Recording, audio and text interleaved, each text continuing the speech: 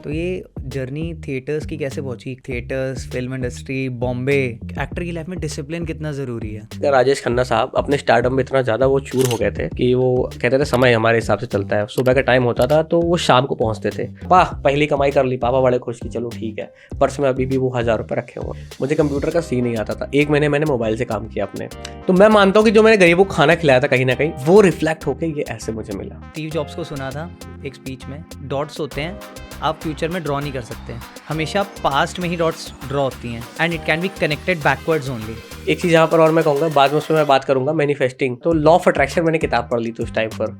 मैं बेसिकली बहुत बड़े स्टार से तो नहीं, बट थिएटर के लोगों से मिला हूँ, जो थिएटर में जो नेशनल स्कूल ऑफ ड्रामा के प्रोमिनेंट लोग हैं, जैसे पीयूष मिश्रा सर से, सौरभ शुक्ला सर से मैंने बताया आपको। तो ये लोग बड़े ऐसा बहुत ग्राउंडेड है। पीयूष मिश्रा जी, जैसे मैंने उनके पैर छू लिया तूने, अब मुझे तेरे पैर छूने पड़ेंगे, क्या पाप चला दिया तूने? ये फाइनल जो था उसको धनबाद जिले में कोयले खदान चालू हो गई थी। तो वो इसी तरीके से ही बात करते हो, नेचुरली ही है। जिस धूल से शहरों में मची रंग रेलियां, उन पत्थरों के दम पे खड़ी है हवेलियां। उस आदमी को आदमी वो मानते नहीं, जब काम निकल जाता है पहचानते नहीं। ये यार कानपुर वाले राघव के पीछे क्या? Once again I welcome you to the RST show. मेरा नाम रजत सिंह तलवार है। मैं आप सबका तहे दिल से स्वागत करना चाहता हूँ द RST शो पे। आज को जो एपिसोड होने वाला है वो बहुत ही ज़्यादा स्पेशल है, बिकॉज ये हमारे बहुत ही प्यारे से चुलबुले से हम्बल इंसान हैं ये, जिनके बारे में बात करने वाला हूँ। इनका नाम है मिस्टर राघवेंद्र प्रजापति एंड ये कानपुर से हैं। इनके बारे में मैं आपको जस्ट एक ब्रीफ डिस्क्रिप्शन देना चाहता हूँ कि that he comes from a very humble background. इन्होंने बहुत अपने जीवन में स्ट्रगल करी है और धीरे धीरे धीरे करते हुए ये आज थिएटर्स करते हुए एक्टिंग के एक्सपीरियंसेस हैं इनके पास, और काफ़ी शोज़ भी होस्ट करते हैं, इवेंट्स भी होस्ट करते हैं। इन्होंने अपनी जर्नी में बहुत सक्सेस पाई है और इनके अंदर एक कलाकार छुपा हुआ है, और एक कलाकार के अंदर एक क्रिएटिविटी होती है, उसके अंदर बहुत सी चीज़ें होती हैं, स्किल्स होते हैं और बहुत सी नॉलेज होती है भरी हुई। और पॉडकास्ट एपिसोड में हमने इनसे बहुत सी चीज़ें डिस्कस करी हैं जो बहुत वैल्यूबल लाइफ लेसन्स हैं कि इनका मुंबई जैसे शहर में जो माया नगरी है, सपनों की नगरी जिसे बोला जाता है, वहाँ पे इनका एक्सपीरियंस कैसे रहा फर्स्ट टाइम जैसे गए। बहुत से बच्चे होते हैं, बहुत से नए कलाकार होते हैं जो एक्टर बनना चाहते हैं और फिल्म लाइन में, मॉडलिंग लाइन में जाना चाहते हैं, बट उन्हें रास्ता नहीं पता होता कि कैसे एंटर करें और कहाँ से वो अपनी जर्नी स्टार्ट करें। हमने इनसे national school of drama NSD के ऊपर भी बात करी है कि कैसे आप NSD का एक एग्ज़ाम है उसे क्लियर करके एनरोल कर सकते हो अपने आप को, क्योंकि वहाँ से बहुत ही उभरते हुए कलाकार हैं जैसे Pankaj Tripathi sir, Nawazuddin Siddiqui sir, Anupam Kher sir. ये बहुत से बड़े बड़े दिग्गज फिल्म स्टार्स हैं हमारी बॉलीवुड इंडस्ट्री के जो NSD से निकले हैं, नेशनल स्कूल ऑफ ड्रामा से। कुछ मज़ेदार किस्से हमने इनसे बात करे because he is working presently video production company में काम कर रहे हैं। मौज कंपनी का नाम है और ये इंसान ही है, मौज में ही रहते हैं ये हमेशा। तो आई होप आप इस शो को बहुत ज़्यादा एंजॉय करोगे। In the comment section do let us know कि आपको एपिसोड कैसा लगा, क्या हम बेहतर कर सकते थे एपिसोड को बेहतर बनाने के लिए। अपना फीडबैक ज़रूर शेयर करें। अगर आपको वीडियो पसंद आया हो तो लाइक करें, कमेंट ज़रूर करें, और हाँ, अपने फ्रेंड के साथ शेयर करना मत भूलें। सो यही हमारा गोल है, that we are finding happiness in the journey of discovery. So let's enjoy the episode in the RST show.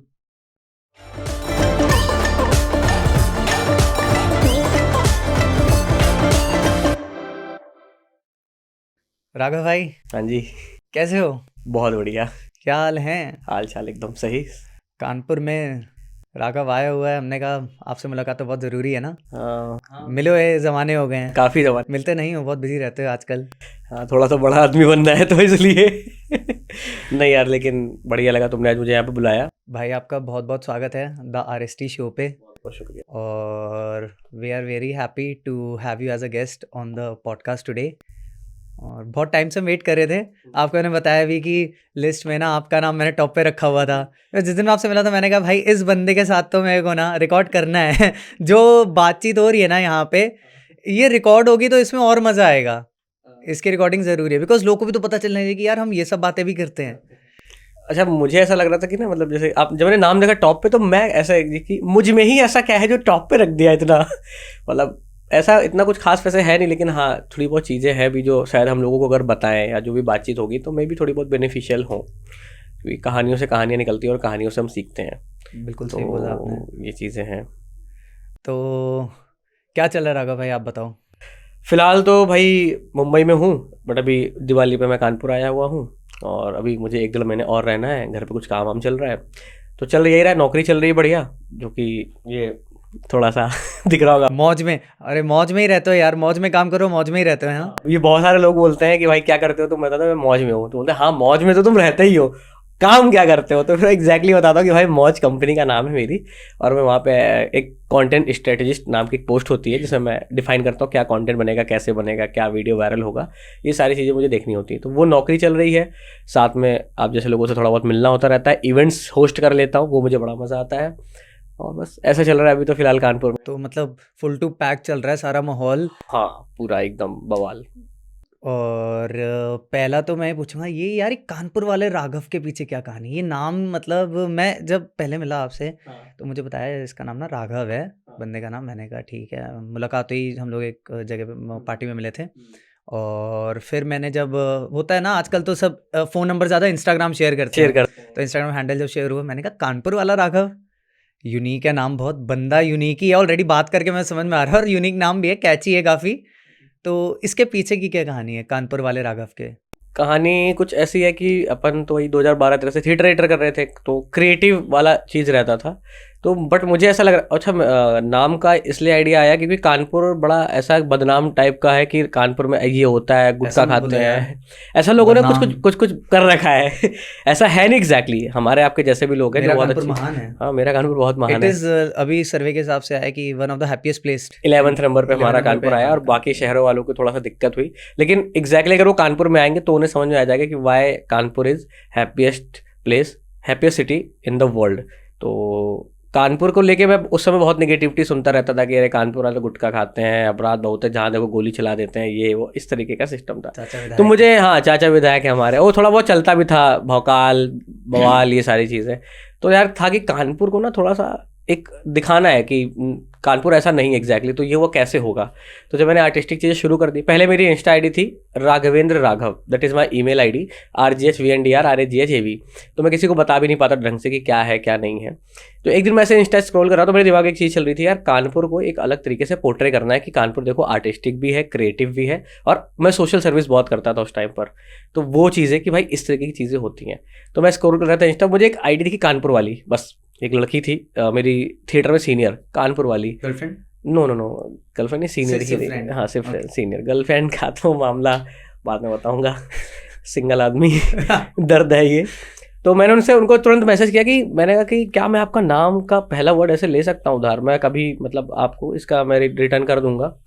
तो कहती है हाँ हाँ यूज़ करो, ऐसा कोई मोनोपोली थोड़ी है। तो 2016 की बात है। फिर मैंने उनका कानपुर वाली हटाया, कानपुर वाली से मैंने कानपुर वाला लिया, और लास्ट में मैंने अपना नाम लगाया कानपुर वाला राघव। दैट इज 2 मीन्स है, एक तो मैं उसमें डिफाइन हो रहा हूँ राघव कि राघव अच्छा। एग्जैक्टली कौन है, प्लस पहले नंबर पे आ रहा है मेरा कानपुर, कि कानपुर से एक बंदा है जो इस तरीके की चीज़ें कर रहा है, थिएटर कर रहा है, होस्ट कर रहा है, स्टैंड अप कर रहा है, एंटरटेन कर रहा है, गाने गा रहा है, ट्रैवल कर रहा है, सोशल सर्विस कर रहा है, कि कानपुर में भी इस तरीके के लोग हैं भाई साहब जो इस तरीके की चीज़ें करते हैं। तो मेरा शहर और मैं, तो एक तरीके कानपुर वाला राघव से 2 लोग आगे प्रमोट हुए एक तरीके से, मुझे ऐसा लगता है। तो ये नाम रखने का उद्देश्य यार था ये मेरा। मतलब बहुत प्राउड मोमेंट है, आप अपने शहर को आगे रख रहे हो। तो शहर ने इतनी चीज़ें दी हैं, ऑब्वियसली प्यार दिया है, बहुत लोग मिले हैं मुझे कानपुर शहर से ही। और कानपुर में ना एक बड़ा वो है, मतलब कानपुर ऐसे लोग कहते हैं ना कानपुर में बहुत बकाइत होते हैं, और कानपुर वालों से आप बात करो तो बकैती उनकी इतनी प्यारी होती है, लोगों को बड़ा मज़ा आता है। एक सीरियल आता है भाभी जी घर पर है, एक सीरियल, हाँ, तो उसकी लैंग्वेज लोगों को बहुत पसंद आती है, जो हमारे कानपुर से बाहर के हैं या साउथ में रहते हैं या बेंगलोर में है या बॉम्बे में है, कि यार गुरु तुम्हारे यहाँ की लैंग्वेज गुरु बहुत बढ़िया, वो इस तरीके से बोलते हैं कि इसे चटकारा लेके इसे बोलते हैं। तो ये हमारे जीन में ही है शायद कानपुर के, कि हम लोग जो बात भी कहते हैं वो इतनी ज़्यादा मस्ती खोर वाली होती है, इतनी ज़्यादा प्यारी होती है। तो इवन मैंने देखा है कि जो लोग दिल्ली से आते हैं ना कानपुर में for some jobs and all, और वो भी चालू कर देते हैं हमारा, हम बोलना चालू कर देते हैं। हाँ, हम तुमसे हम में आ जाते हैं। तुमसे हम में आ जाते हैं वो लोग। तो कानपुर में ये चीज़ है। अगर कोई बोल रहा है ना हाँ तुम करके, मतलब कानपुरिया नहीं है, ठेस कानपुरिया नहीं है। किसी को पहचानना हो तो भाई हमारा नाम आइए हमारे ऐसे। हमारे यहाँ आइए। हमारे यहाँ एक चीज़ और है ना, कानपुर में जो है रास्ता बड़ा बढ़िया से बता देते हैं। आप कहीं और पूछो तो इतनी हड़बड़ी में आदमी होता है कि अरे हाँ यहाँ से ऐसे चले रहा, अरे यार मुझे मैप देख लो ना। यहाँ पे तो आप किसी रास्ता पूछो तो कहेगा गुरु हिंगे आओ पहले, तो बगल में बुलाएगा गुरु पहले तुम गलत रास्ता पे आ गए हो, ठीक है। वो थोड़ा सा ये चौराहे पर जब आप खड़े होंगे ऐसे ही कैरेक्टर मिलेंगे आपको। फिर वो आपको बताएगा देखो यहाँ सामने जाना है, सामने से आपको राइट लेना है, वहाँ पे पकड़िए एक पेड़ मिलेगा, पकड़िए एक पेड़ से लेफ्ट दाब लेना। बताते ऐसे जैसे वो वहाँ पे जा चुके ऑलरेडी, जानते हो पूरा। हाँ, और नहीं भी अगर उसको कहता है यार समझ में नहीं आ रहा, अच्छा ग्रुप बैठो, ए मुन्ना गाड़ी ले आओ जरा, वो कहो गाड़ी लेके छोड़ा है। तो इसलिए अभी भी छोटे शहरों का जो एक अपनापन है, प्यार है, हेल्पिंग नेचर है, वो कहीं ना कहीं हमारा कानपुर हो गया, लखनऊ हो गया, इलाहाबाद हो गया, बनारस हो गया और गोरखपुर, जो ये पूरी पट्टी है, इन सब जगहों पर ये चीज़ें हैं अभी भी। ठीक है। तो राघव, जैसे अभी हम बात कर रहे थे, आपने बताया आप थिएटर्स कर रहे हो, तो ये जर्नी थिएटर्स की कैसे पहुंची? कानपुर जैसा शहर, थिएटर्स, फिल्म इंडस्ट्री, बॉम्बे और कंटेंट क्रिएशन। तो काफ़ी रोलर कोस्टर राइड रही है मेरी। मैं मतलब 2009 से 12 तक तो ऐसा कुछ सिनेरियो नहीं था। मैं क्लास 9th में था, तब मैं एक फैक्ट्री में काम कर रहा था और रिक्शे भी चलाता था, बीच में कपड़ों की दुकान पे काम वाम कर रहा था, कॉलेज के और पर्चे बांट दिया करता था। इस तरीके छोटे छोटे काम कर रहा था क्योंकि फादर मेरे सिक्योरिटी गार्ड थे उस टाइम पर। तो इतना ज़्यादा कुछ था नहीं कि जीवन में क्या ही कर लेंगे, ठीक है यही है। इसे गोल्स जैसा क्या होता है पता ही नहीं था। 9th में मैंने NCC जरूर ले रखी थी, तो ये था कि हाँ आर्मी ज्वाइन करेंगे सर। तो आर्मी का तो खैर ये हुआ कि फिर बड़े होते सैम बहादुर, फिर हाइट कम रह गई मेरी मैंने ज़्यादा कर ली ना। वो फैक्ट्री में ऐसे लोहे वोहे उठाने पड़ते थे, लोहे कटते थे, रिक्शे के बॉडी पार्ट्स बनते थे बेसिकली। दादनगर में फैक्ट्री थी, तो हाइट यार छोटी रह गई। तो फिर हुआ कि नहीं यार ये तो नहीं हो पाएगा। 12th क्लास के बाद एक यूटर्न जिसे कहते हैं, तो मेरे नाम में एक यूटर्न आया। मेरा नाम था पहले राघवेंद्र, तो 12th की मार्कशीट में वो कर दिया यू लगा दिया उन लोगों ने, उसमें यू एक्स्ट्रा बढ़ा दिया, उसको कर दिया रघुवेंद्र। फिर मैंने कहा यार भी सही कैसे होगा, तो बोले इलाहाबाद जाना पड़ेगा। हमने इलाहाबाद कौन जाके पैसा खर्चा करें, तो हमने यही चलने दो। तब से वो रघुवेंद्र और यू वो लगा, तो वहाँ से यूटर्न ऐसा आया कि मैं रेडियो बहुत सुनता था। उस समय रेडियो काफ़ी क्रेज़ में था, और तो रेडियो में सुनता रहता था और सवालों के जवाब देता था RJs को फ़ोन करके। तो एक बार मैंने ऐसे एक RJ को फ़ोन करके अपना जवाब दिया। तब मेरी पान की दुकान थी और पान की दुकान में रेडियो बहुत चलता था। 1 साल मेरी पान की दुकान रही है, बहुत बढ़िया पान लगाता था मैं। शायद चौरसिया वालों से अच्छा नहीं लगा पाता हूँ, लेकिन हाँ मैं लगा लेता था। तो मैं रेडियो सुन रहा था, उन्होंने कुछ सवाल किया और मैंने उसका जवाब दिया पापा के फ़ोन से, और मैं वो जीत गया। वो मूवी टिकट्स बांटते थे, गुडी पैक बांटते थे। अच्छा। उस टाइम पर वो रेडियो में ये सब चलता था, तो मैं वो जीत गया। अब उन्होंने मुझे स्टूडियो बुलाया। अब मैं पहली बार ऐसे रेडियो में पहुंचा, उन्हें पहली बार रेडियो स्टूडियो बैठा हुआ है अंदर से बड़ा। और ये था कि RJ होते कैसे हैं हमारे लिए। RJs लाइक कि वो हीरो जैसे हुआ करते थे, देखते तो थे नहीं। आपको क्रेज याद होगा आकाशवाणी के दौर का, लोग चिट्ठी लिखा करते थे, फोन अगर लग जाए हेलो फरमाइश तो पूरे मोहल्ले का नाम लेते थे। हमारे साथ हमारे चुन्नू मुन्नू सब गैदर होके होते थे, हाँ एक साथ होते थे कि रेडियो पे उनका नाम सुना दिया जाए और उनके नाम का गाना बज जाए। तो वो हमारे उसी जनरेशन से, हमारे 90s के हम रहे। तो मैं जब स्टूडियो पहुंचा तो फिर उन्होंने RJ जो थे हमारे गॉडफादर जो हमारे रहे, हर्षित भैया और काव्य सर, वो दोनों आए। उन्होंने पूछा और कैसे क्या इनाम दिया। उन्होंने पूछा क्या करते हो, तो मैंने बताया कि मैं तो बस ऐसे भी पान की दुकान चल रही है। और पढ़ाई मेरी बिनेश इंटर कॉलेज से थी उस समय। मैंने 12th मेरा वहीं से हुआ, जहाँ पे 1 रुपये फीस लगती थी महीने की। हाँ ऐसे 1 रुपये फीस। 9th 12th मेरी 1 रुपये फीस थी 2009 से 2012 तक। तो उन्होंने कहा यार मैं उनसे जब बात कर रहा था तो एक होता है ना बजरंगबली को उनका बल याद दिलाया गया था, तो उन्हें शायद दिख गया हो कि हाँ ये लड़के में कुछ स्पार्क तो है, लड़का कुछ कर सकता है। तो उन्होंने कहा तू कॉमेडी क्यों नहीं ट्राई करता है। मैंने कहा है कॉमेडी और मैं, अच्छा उन्होंने ये बात बोली। मैंने कहा भाई अच्छा, मैं वहाँ से फिर चला आया सुन के। मैंने कहा अगर उन्होंने बोली है तो कुछ सोच के ही बोली होगी, तो देखा होगा भाई। तो मैंने फिर कॉमेडी का, उन्होंने मुझे राजू श्रीवास्तव दादा की कैसेट दी जो अब रहे नहीं हमारे, कानपुर शहर के आन मान और शान।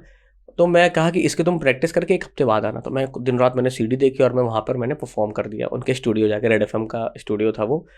तो उसके बाद उन्होंने कहा कि अब तुम धीरे धीरे ये करना शुरू करो। बट कानपुर में स्टैंड अप का कल्चर अभी तक डेवलप ही नहीं हो पाया है। उस टाइम की बात कर रहे हो, 2012-13 की, 12 साल पहले की बात कर रहे हो। हाँ, तो और जो यहाँ पर शोज़ भी होते थे तो उसमें कॉमेडियन को पैसे नहीं मिलते थे। तो मैं वो करने लगा साइड बाय साइड। मैंने एक इवेंट कंपनी पकड़ ली जहाँ पर हॉस्पिटैलिटी का काम होता था, तो वहाँ से मैं पार्ट टाइम वो सब चल रहा था। बट कॉमेडी करके पैसे नहीं आ रहे थे, मज़े बहुत आ रहे थे क्योंकि अप्रिशिएशन मिलता था। अब वहाँ पे फैक्ट्री में क्या मालिक की गालियाँ मिल रही है, यहाँ पे अप्रिशिएशन। और ये जो मज़े आपको आ रहे हैं ना, लोग आपके मज़े ले रहे होते हैं। हाँ वो उस टाइम पर था, लेकिन हमें लग रहा होता था कि नहीं यार ये समझ इतनी बुद्धि नहीं होती थी ना। सही कह रहे हो यार, मैं इमेजिन कर पा रहा हूँ वो एरा जब आपने बात करी ना कि वो कॉमेडी, तो लोग जीवन में पेरेंट्स ये बोलेंगे यही करोगे ना तो तुम्हारा जीवन ही कॉमेडी बन के रह जाएगा। कॉमेडी बन के रह जाएगा, एग्जैक्टली। तो अब वो जब हुआ तो 1 साल बाद मैंने उनसे कहा भैया मतलब कॉमेडी हो तो रही है लेकिन पैसे ही से नहीं आ रहे हैं और जो है उतना वो भी नहीं हो पा रहा है। अच्छा, उस बीच में क्या हुआ कि मेरा कॉलेज पीपीएन डिग्री कॉलेज में हो गया। एक चीज़ यहाँ पर और मैं कहूँगा, बाद में उसमें मैं बात करूँगा, मैनिफेस्टिंग। एक वर्ड अभी आपने थोड़ी देर पहले जब हम बात कर रहे थे बाहर बैठ के, तो वो यूज़ किया था। तो लॉ ऑफ अट्रैक्शन मैंने किताब पढ़ ली थी उस टाइम पर। तो मैं जब रिक्शा लेके ऐसे 10 साल पहले रैंडम वन की जो बुक है वो बहुत पहले प्रकाशित हो चुकी थी। आई थिंक 2005 या 2008 में आई थी, मुझे नहीं पता कब आई थी, बट मैंने ऐसे पढ़ ली, कहीं से मुझे मिली और वो रद्दी में जबकि आई थी, वो किसी ने बेची, पैसे फेंकी हुई थी, तो मैंने उसको पढ़ी। तो मैंने कहा ठीक है अप्लाई, इसको देखते हैं, सोच के शायद हो जाए, क्या पता। आपके पास जब कोई ऑप्शन नहीं होता है, आपको आगे का गोल्स नहीं पता होता है, तो खाली बैठे यही करो, इमेजिनेशन। बात वो भी नहीं थी, लॉ ऑफ अट्रैक्शन का भी नहीं पता था कि जो चीज़ हमें मिल नहीं पाती थी हम उसको इमेजिनेशन में लाते थे, क्योंकि वो चीज़ मुझे मिली नहीं। लड़कियां मेरे दोस्त जैसे नहीं थी। तो जब मैं पीपीएन कॉलेज से बाहर निकलता था, वहाँ से रिक्शा लेके निकल रहा हूँ, लड़की बैठी हमारे रिक्शे पे, तो वो कहती थी भैया टाइम कितना हुआ है, या भैया वहाँ चलेंगे क्या। तो मैं फिर घर आके सोचता था यार वो लड़की ऐसे आई थी, कितनी सुंदर सी रिक्शे पे बैठी थी, है ना, और उसने जो है हमसे टाइम पूछा था। उसके बाद हम रिक्शा इसको छोड़ा है, लेकिन उसके आगे की स्टोरी मैं क्रिएट कर रहा हूँ कि उसने हमसे कहा कि चलो भैया कुछ खाते हैं, और आगे की कहानी मैं नरेट कर रहा हूँ अपने इमेजिनेशन में। आप अपने दिमाग में वो चल रही है। तो 12th मेरा आर्ट साइड से था, 12th में मेरे नंबर अच्छे आ गए, तो मुझे पीपीएन कॉलेज, मेरा फिर मन में क्या आता था कि यार यहाँ पे ना सुंदर लड़कियां पढ़ती हैं, यही एडमिशन आर्ट्स में। आर्ट्स में, हाँ, कितना बढ़िया मजा आ जाए। अगर भाई आर्ट्स में जाएगा तो उसका फ्यूचर नहीं है, ऐसा लोग कहते थे पहले। मैं अभी हम उसी एरा में जा चुके हैं। हाँ जोन में मैं उसी जोन में आ गया हूँ। मेरे 10th में यार ये हुआ था कि 10th में मेरे 30 नंबर आए थे गणित में, 3 नंबर का ग्रेस लग के मैं पास हुआ था, 60%, फिर भी फर्स्ट डिवीजन थी, लेकिन अब ग्रेस लग गया था। तो हमने पापा से कहा मुझे आर्ट साइड लेना है। तो वही हुआ कि लोग हंसे, अरे लौंडियाँ लेती हैं आर्ट साइड, कहाँ ले रहे हो तुम्हें, लड़कियाँ लेती हैं आर्ट साइड। तो लेकिन ये था कि मैं अगर शायद ले लेता 12th में BS वही साइंस साइड, मैं तब पक्का था कि 4-5 साल में फेल ही होता रहता, फिर मैं उसी में ही रह जाता 12th में। मैंने ले लिया आर्ट साइड की, पढ़ लेने यार मुझे क्या ही करना है, कुछ नहीं होगा, लेबर ही कर लूँगा, वही तो कर रहा हूँ, और क्या ही जीवन में है, इससे ज़्यादा कौन से मेरे बड़े सपने हो रखे हैं। तो मैं जब पीपीएन पहुँच गया तो वहाँ पे लोग अच्छे मिल गए, लड़कियाँ ज़्यादा थी वहाँ पे, 70% गर्ल्स 30% बॉयज़ वाला वो स्कूल।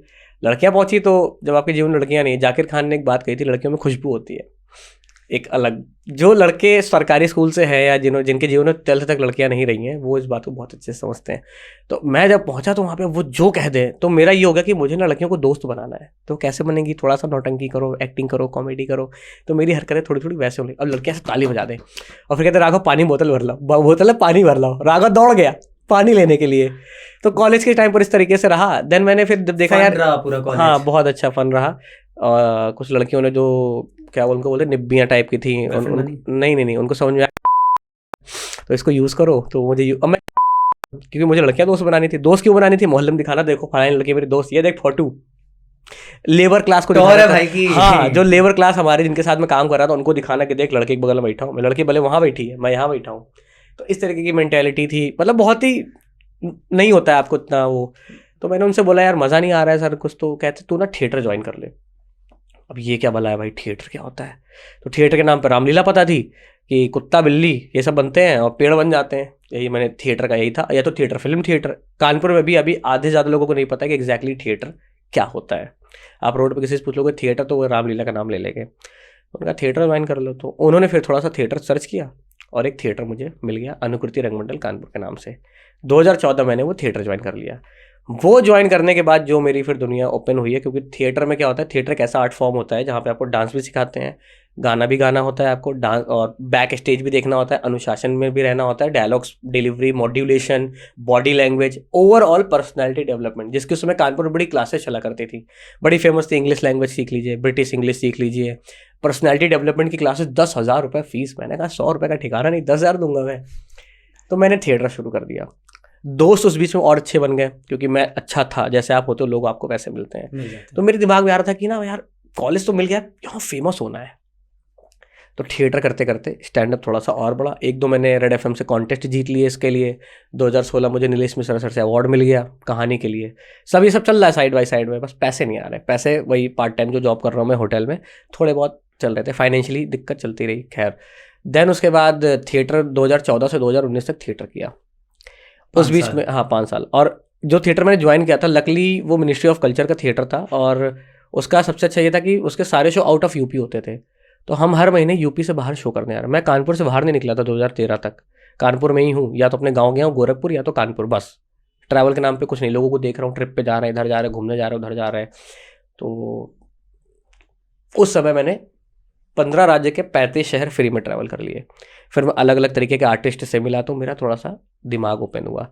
उस बीच में मैंने रेडियो के लिए ट्राई किया, क्योंकि मेरे गॉडफादर रेडियो से थे, तो मुझे लगता था यार कानपुर से बाहर तो मैं निकलूंगा नहीं। बम्बई तो दूर का सपना था, बम्बई कहाँ, जो आपने पूछा ना बम्बई कैसे पहुंचे, बॉम्बे इज लाइक कि अरे यार कहाँ इतना महंगा, और आदमी नहीं डरा देता है, अरे बड़े बड़े पहुंचे रहा है बम्बई, चले आए 2 साल में 4 साल में, तो बड़ा एक्टर बनी है।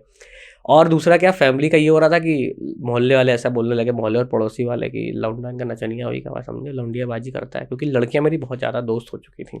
जब आप थोड़ा सा फनी होते हो, थोड़ा सा आर्टिस्टिक होते हो, तो लड़कियां आपकी दोस्त बनती हैं। लड़कियां एक्चुअली आपको सेफ गाय समझती हैं। हाँ, क्योंकि आप थोड़ा सा परम टाइप के नहीं होते। हाँ, वो समझ रही हैं कि ये ना फ्लर्ट वे में नहीं जा रहा है, नहीं जा रहा है। हाँ। और एक तो लड़कियों को होता है कि हाँ उनका भी एक मेल फ्रेंड होना चाहिए, और अगर वो प्ले बॉय निकला तो उनको प्रॉब्लम। तो वो चाहती कि प्ले वाला हो, फन वाला हो, मौज मस्ती वाला हो, हाँ। और साथ में रहे, तो लड़कियों का भी एक फन रहता है। बट वो अवॉइड करती हैं प्ले बॉयज, या ना जो फिर इंटरेस्टेड होते हैं रिलेशनशिप में, तो वो उसको अवॉइड भी कर रही है, और ना लड़के का भी सपोर्ट मिल रहा है। Correct correct. The second thing is that कि जो फिर हमारे जैसे लौंडे होते हैं ना, वो कोई बॉयफ्रेंड मटेरियल नहीं बन पाते। हाँ, एक्चुअली मैं वर्ड, हाँ अभी आपने बोल लिया बॉयफ्रेंड मटेरियल, वो ये मुझे बाद में बहुत, मतलब रिसेंटली क्या हुआ था कि मैं एक भाई साहब से मिला, तो वो कहता है हमारा 11 साल का रिलेशन था, ये भाभी है तुम्हारी, इनसे मेरी शादी। मैंने कहा भाई आपकी गर्लफ्रेंड बन गई थी यार। मैंने कहा मैं कॉलेज टाइम में यार कुछ मेरी बनी नहीं पाई। कहता सीधे उसने बोला, मैंने कहा हाँ यार कॉलेज में, कहता बस इसीलिए थोड़े से होते तो बन जाती। मुझे इतनी है वो बात इतनी हर्ट करी, क्योंकि बचपन से हमने क्या सीखा है, आदर्श बालक, अच्छा बालक बनना। मैं तो वैसा बालक था कि मैं उठ के धरती माता को प्रणाम, फिर मैं नहा वहा के पूजा कर रहा हूँ, फिर अपने माता पिता के चरण स्पर्श कर रहा हूँ, फिर मैं खोल के विद्या रटंती कर रहा हूँ। इस तरह का मैं व्यक्ति रहा था, अब नहीं हूँ। तो अच्छा, वो सब थिएटर चलता रहा, और फिर मैंने रेडियो के लिए ट्राई किया, बट रेडियो वालों को थोड़ा बहुत पता था कि ये कहाँ से आ रहा है, या मेरे अंदर शायद वो नहीं था उस समय, वो मतलब रेडियो के लिए वो टैलेंट नहीं था। तो मैंने उनसे कहता था इंटर्नशिप ही दे दो, बट कहता ढंग के कपड़े नहीं पहन रहा हूँ मैं, उल्लू जुलू हरकतें कर रहा हूँ, तो उनको शायद नहीं समझ में आता था, तो मुझे रेडियो में भी नहीं लिया गया। 2019 में फिर जो हमारे फिर गॉडफादर, वो हमेशा साथ रहे भाई, और दोस्तों ने खैर यहाँ पर बहुत अच्छा साथ दिया, मैं उनका जरूर मेंशन करूँगा, जो मेरे पीपीएन कॉलेज रहे। वो दोस्त ऐसे थे कि वो मुझे कपड़े दिलवाते थे, मेरी फीस भी भर दिया करते थे कभी कभी, और ट्रिप पर भी भेज देते थे। जो थिएटर की ट्रिप जाती थी, पैसे देते थे कि वहाँ पे खर्चे तो होते ही हैं, तो मेरे पास तो होते नहीं थे, तो वही दिया करते थे। उन्हीं में से एक लड़की से मुझे प्यार हो गया था गलती से, जो कि ऐसा कुछ था नहीं। तो ये चीज़ें चलती रही। अब इतना कुछ होने के बाद ये तो हो गया यार, कुछ तो अब करेंगे अपन, मतलब कुछ कुछ तो हो जाएगा जीवन में। घर वालों का थोड़ा, पापा का थोड़ा रहता था कि क्या ही कर रहे हो, उनका था कि कोई नौकरी वोकरी पकड़ो। अच्छा, मैंने एमए में एडमिशन ले लिया, उसके बाद बीए करने के बाद 2016 में बीए, कि अभी पढ़ाई कर रहा हूँ, तो कोई मेरे पर ऐसा प्रेशर नहीं आएगा मेरे ऊपर कि भाई साहब ने, हाँ सेफ साइड है। मतलब अभी भी अपने सर्च मोड पे हो कि यार कॉमेडी ट्राई कर ली, और थिएटर्स भी कर रहे हो। हाँ, और अभी भी पैसे नहीं बन रहे? नहीं, अभी उस समय मैं सर्च मोड में हूँ। सर्च मोड में हो? उस समय ओपन माइक इंट्रोड्यूस हुआ, फिर ओपन माइक्स बहुत सारे आए, तो हुआ कि अच्छा यार ये, तो फिर मैंने होस्ट करना स्टार्ट किया।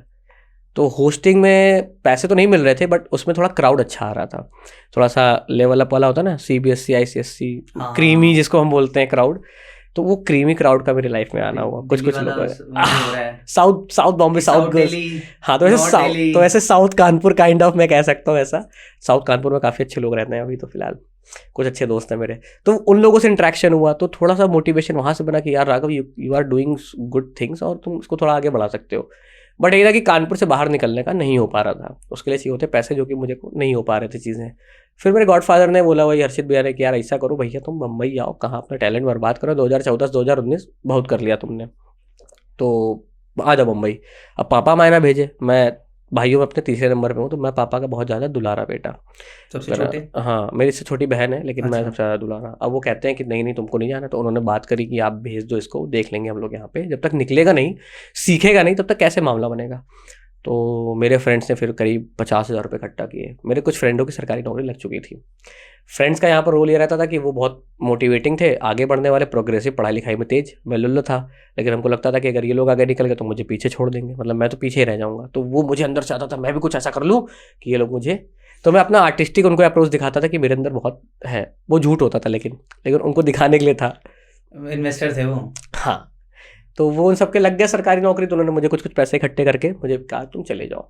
मैं बॉम्बे चला गया 2019 की मार्च में, 12 मार्च को 2019 में मैं चला गया बम्बई। और जाते ही 2 महीने पूरे हवा, मतलब मैं जहाँ पे रुका था वो जगह थोड़ी ठीक नहीं थी, और प्लस जो हमारे गॉडफादर थे उन्होंने कहा कि अभी तुम खुद से चीज़ें करो, मैं बाद में तुम्हें बताऊंगा। वो इसलिए उन्होंने बोला क्योंकि अगर पहले ही पहुँचते पहुँचते मुझे चीज़ें दिखा देते तो शायद मुझे वो चीज़ों का महत्वता जो होती है ना, चीज़ों की इंपॉर्टेंस, वो ना पता चलती कि तुम आए हो खुद तो तैरो, पहले डूबेगे तो हम बचा लेंगे लेकिन पहले खुद से तैरो। तो वो तैरना मेरे से नहीं हो पा रहा था कि यार शुरू कहाँ से करूँ, अनजान शहर में आ गया हूँ, किसी को जानता नहीं हूँ। तो 2 महीने तो मेरे डिप्रेशन में निकल गए। कभी यार ट्रेन के आगे कूद जाऊँ, कभी लग रहा मरीन ड्राइव में डूब ही जाता हूँ। अच्छा 2019 तक लेकिन कानपुर वाला राघव का नाम इतना थोड़ा सा हो गया था कि ये कुछ करेगा लड़का, तो वो उधर से मैसेज आते थे, राघव परेशान मत होना, हम सब तुम्हारे साथ हैं, कुछ ना कुछ हो जाएगा। हाँ, दोस्त वहाँ पे आपको सपोर्ट कर रहे थे बहुत ज़्यादा, हाँ 2-4 दोस्त बहुत ज़्यादा थे अच्छे से। अच्छा उसी टाइम पर क्या हुआ था कि मुझे दूसरी बार प्यार हुआ था और जस्ट मैं उसको प्रपोज करके मुंबई चला गया था। और जिस दिन मैं मुंबई पहुंचा उस दिन उसने फ़ोन करके मना कर दिया कि नहीं हमारा कुछ हो नहीं पाएगा, तुम परेशान ना हो, चिल करो। अच्छा मैंने कहा ठीक है हो नहीं पाएगा, बट 2-3 महीने तो मतलब बात कर लेना मुझसे, जैसे पहले किया करती थी, 4-4 घंटे 5-5 घंटे, मुझे तुम्हारी ज़रूरत है। बंदे ने ब्लॉक कर दिया। तो मैंने कहा कोई बात नहीं भैया, ये भी जीवन है। तो अब हम मिडिल क्लास वालों के साथ क्या होता है ना कि हम गम नहीं मना सकते। अगर ब्रेकअप हो रहा है तो जैसे बोलते हैं ना, मैं अभी ट्रॉमा में हूँ, मेंटल ट्रॉमा चल रहा है, मैं डिप्रेशन में हूँ, मैं ये हूँ। हमें पता था भैया तुम किस लिए आए हो, पैसे कमाने हैं, सपने पूरे करने आए हो, या जो भी चीज़ें तुम्हें करनी तुम उस पर फोकस करोगे। फैमिली है, ये गर्लफ्रेंड और ये ड्रामा आमा कुछ काम नहीं आता वहाँ पे। तो 2 महीने ऐसे निकल गए। 2 महीने के बाद दूसरे महीने के बाद मैंने फिर निकलना चालू किया, वही अप्रैल में। तो फिर मैं पृथ्वी थिएटर जाने लगा, ऑडिशन के लिए चक्कर लगाने लगा। तो मैं विरार में रहता था, विरार से अंधेरी 1.5 घंटे का रास्ता है। एक भैया मुझे मिल गए थे, इंस्टाग्राम पर ही मिले थे, मेरे इंस्टाग्राम के दोस्तों ने बड़ी मदद करी है। तो वो मिल गए, तो उन्होंने कहा तुम मेरे पास आ जाओ रहने, किराया मैं नहीं लूँगा, तुम रहो खाओ, जब तुम्हारे पास पैसा आने लगे तब तुम देना। तो मेरे लाइफ में ऐसे लोग बड़े अच्छे से हैं जिन्होंने ऐसे धीरे धीरे बड़े सपोर्ट किए। आई थिंक जो आपने वर्ड यूज़ किया था मैनिफेस्टिंग, हाँ 2013 में करेक्ट, तो आपने मैनिफेस्ट किया किया। एंड आपने उस पाथ पे फॉलो करना चालू किया और things started falling in place automatic. लोग मिलते गए, करेक्ट, लोग मिलते गए। इट्स वेरी स्ट्रेंज, मतलब मैं यहाँ पे ऐड कर रहा हूँ बिकॉज आपने बोला ना कि इंस्टाग्राम पे मिला बंदा, वो कह रहा है किराया भी मत देना मुझे, रहने आ जाओ। और तो करेक्ट, इट्स लाइक वो कहते हैं ना यार, आप एक कदम तो लो, ऊपर वाला आपके साथ है, वो अपने आप चीज़ें डाल देगा।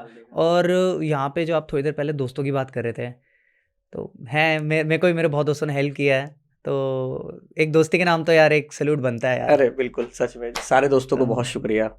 मैं जीवन में बहुत जरूरी, बहुत ज़्यादा अच्छे दोस्तों का होना। वरना आई थिंक कि आज के टाइम पे जो दोस्ती है बिना मतलब के कोई ना कोई स्वार्थ है, हर वे में होता है। और बॉम्बे में आप कह रहे हो यार कि बॉम्बे में थे, अभी मैं मैनिफेस्टिंग आपको पूरा मतलब वो बताऊंगा। कह रहा था कि किराया ना देना तुम। बम्बई जैसे शहर में जहाँ कोई एक रात के लिए रखता नहीं है, मैं वही सोच रहा था। उसने मुझको बोला ना, तो मैं ये सोच रहा हूँ यार कोई ये मानव तस्करी वाला कोई व्यक्ति तो नहीं है कि मुझको बुला ले। और बॉम्बे में ये बहुत ज़्यादा, मैंने फिल्मों में देखा था ना, ऐसा ही तो होता है, मानव तस्करी कर दी, इधर उधर भेज दिया।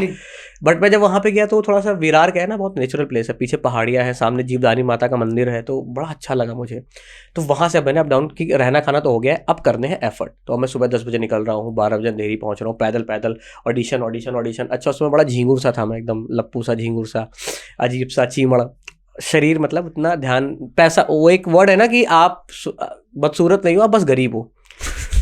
तो वही गरीबियत थी, तो चेहरे पर भी गरीबियत छाई रहती थी कि पैसे ही नहीं है यार, ढंग के कपड़े भी नहीं है। बट मैं ऑडिशन देने चला जाता था। अच्छा वहाँ पे मैं लोगों को देखता था 6-6 फुट के जो बड़े घर से हैं, अच्छे एक्टर्स हैं, वेल प्रिपेयर्ड होकर आए हैं। तो मैं मोटिवेट कैसे करता था, मैं साउथ का धनुष, ऐसे अपने को अंदर से एंथू आ रहा है कि मैं धनुष हूँ, मैं कुछ ना कुछ करूंगा, तेरे अंदर अलग टैलेंट है। नवाजुद्दीन, हाँ उसको देख के उनको ही देख के लगता था कि यार किसने सोचा था कि नवाजुद्दीन सिद्दीकी जैसा बंदा आज he is like next level actor है वो, गजब। तो वो चीज़ हो गई। तो खैर वो सब चलता रहा। फिर 2000 नवंबर में क्या हुआ कि मेरा एक दोस्त है पुनीत, तो मैं वहाँ पर स्ट्रगल कर रहा था और मैं छोटे मुझे डबिंग के काम मिलने लगे। मैं क्योंकि वॉइस मेरी ठीक थी, रेडियो में मैं ट्राई करना चाह रहा था, तो मुझे डबिंग के काम मिलने लगे। तो डबिंग से थोड़ा बहुत खर्चा 5-6 हज़ार मिलने लगे। मैंने कहा अब तो मैं राजा आदमी, 2,000 रूम का रेंट दूंगा, 1,000 खाने का दूंगा, अब तो मैं 2-3 हज़ार घर पे भेजूंगा। फाइनली यू स्टार्टेड अर्निंग, हाँ, पैसा आने लग गया। पहला जो आया था वो डबिंग मिली मुझे जुलाई में, मेरी दोस्त के थ्रू मिली थी, वहाँ पे मैंने दोस्त बनाए। दोस्ती मतलब मेरे कम्युनिकेशन ठीक है तो दोस्त मेरे बहुत जल्दी बनते हैं, तो उसने मुझे एक डबिंग दिलवा दी। तो अब वो डबिंग हर हफ्ते मिलने लगी। तो मैंने पापा को फोन करके, पापा पहली कमाई कर ली। पापा बड़े खुश की चलो ठीक है। पर्स में अभी भी वो 1,000 रुपये रखे हुए हैं, वो खर्च नहीं हुआ अभी तक। अरे वाह, छोटी छोटी यादें होती हैं। तो मेरे दोस्त ने फ़ोन किया, कहता है यार यहाँ बैंगलोर आओगे क्या। वो एक स्टार्टअप में काम कर रहा था, कानपुर का स्टार्टअप था, हालांकि वो भी वीडियो प्रोडक्शन हाउस था, वो ऐड बनाता था, शॉर्ट मूवीज़ बनाता था।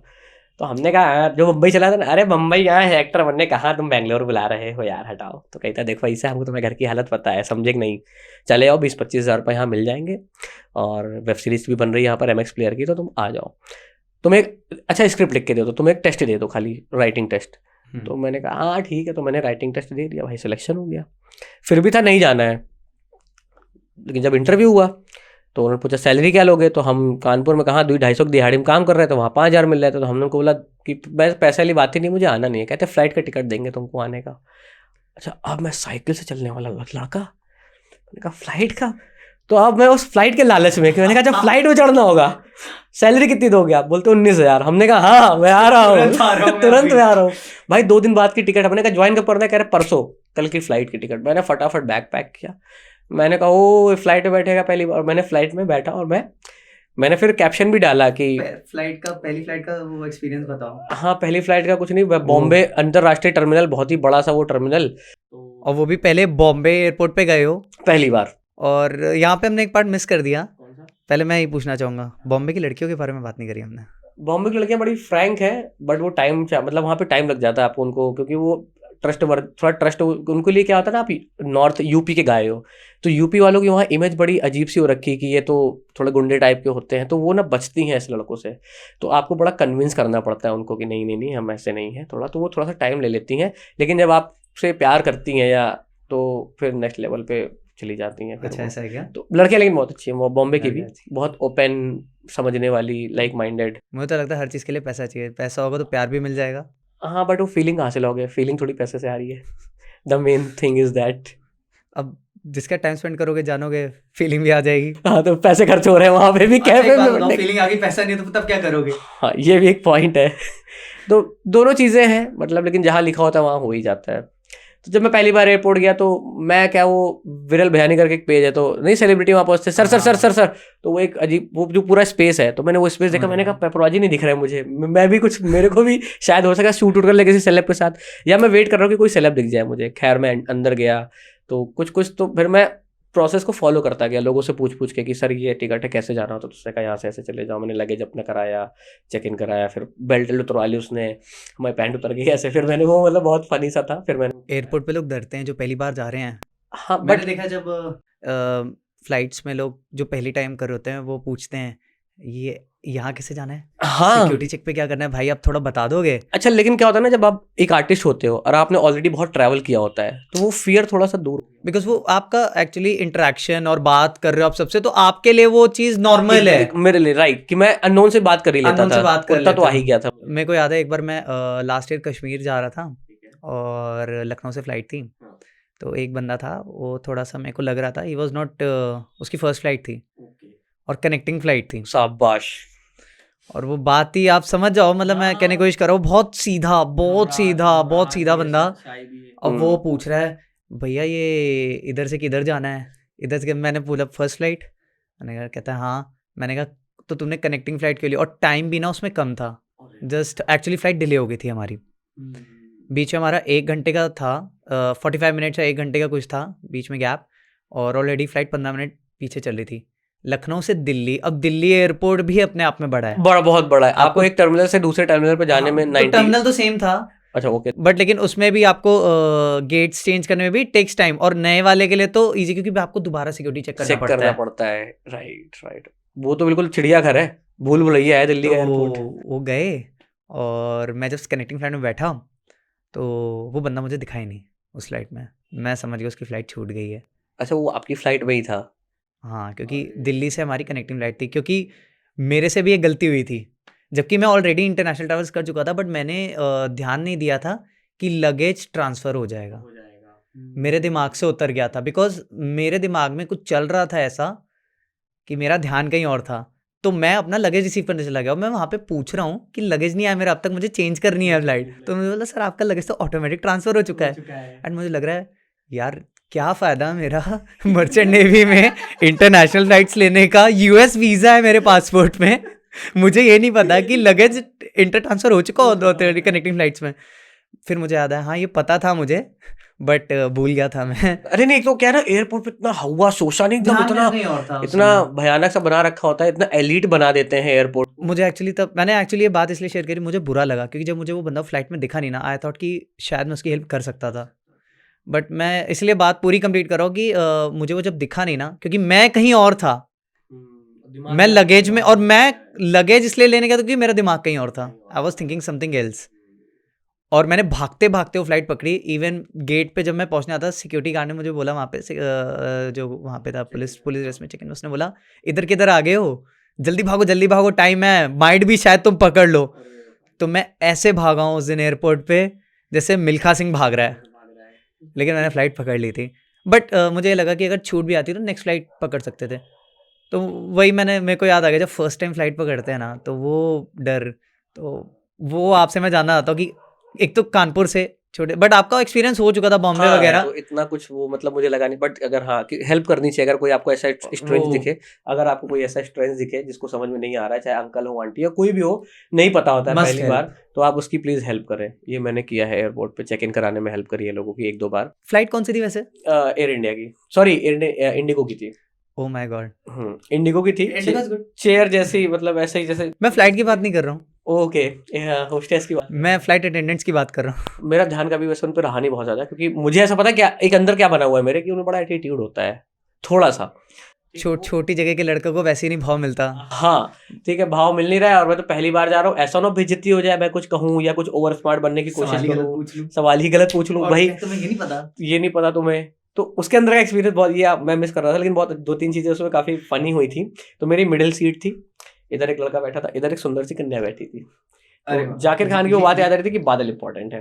तो मैं जब बैठा तो मैंने कहा हाँ बस जैसे ही तो है, जैसे शताब्दी ट्रैवल की बस चलती है अपने, तो मुझे वही लगा कि बस ही तो है यार, ये बस थोड़ा सा अब वो इंस्ट्रक्शन दे रही है। हाँ, जब वो बता रही है ऐसे है ना, मास्क आएगा, ये वो इंस्ट्रक्शन जो बताती है, तो वो मैं देख रहा था बड़ा अच्छे से। कितना मतलब कितना मैं अंदर ही अंदर प्राउड फील हो रहा है, राघव कहाँ तू जीवन भर साइकिल चला, आज तू फ्लाइट में बैठा है।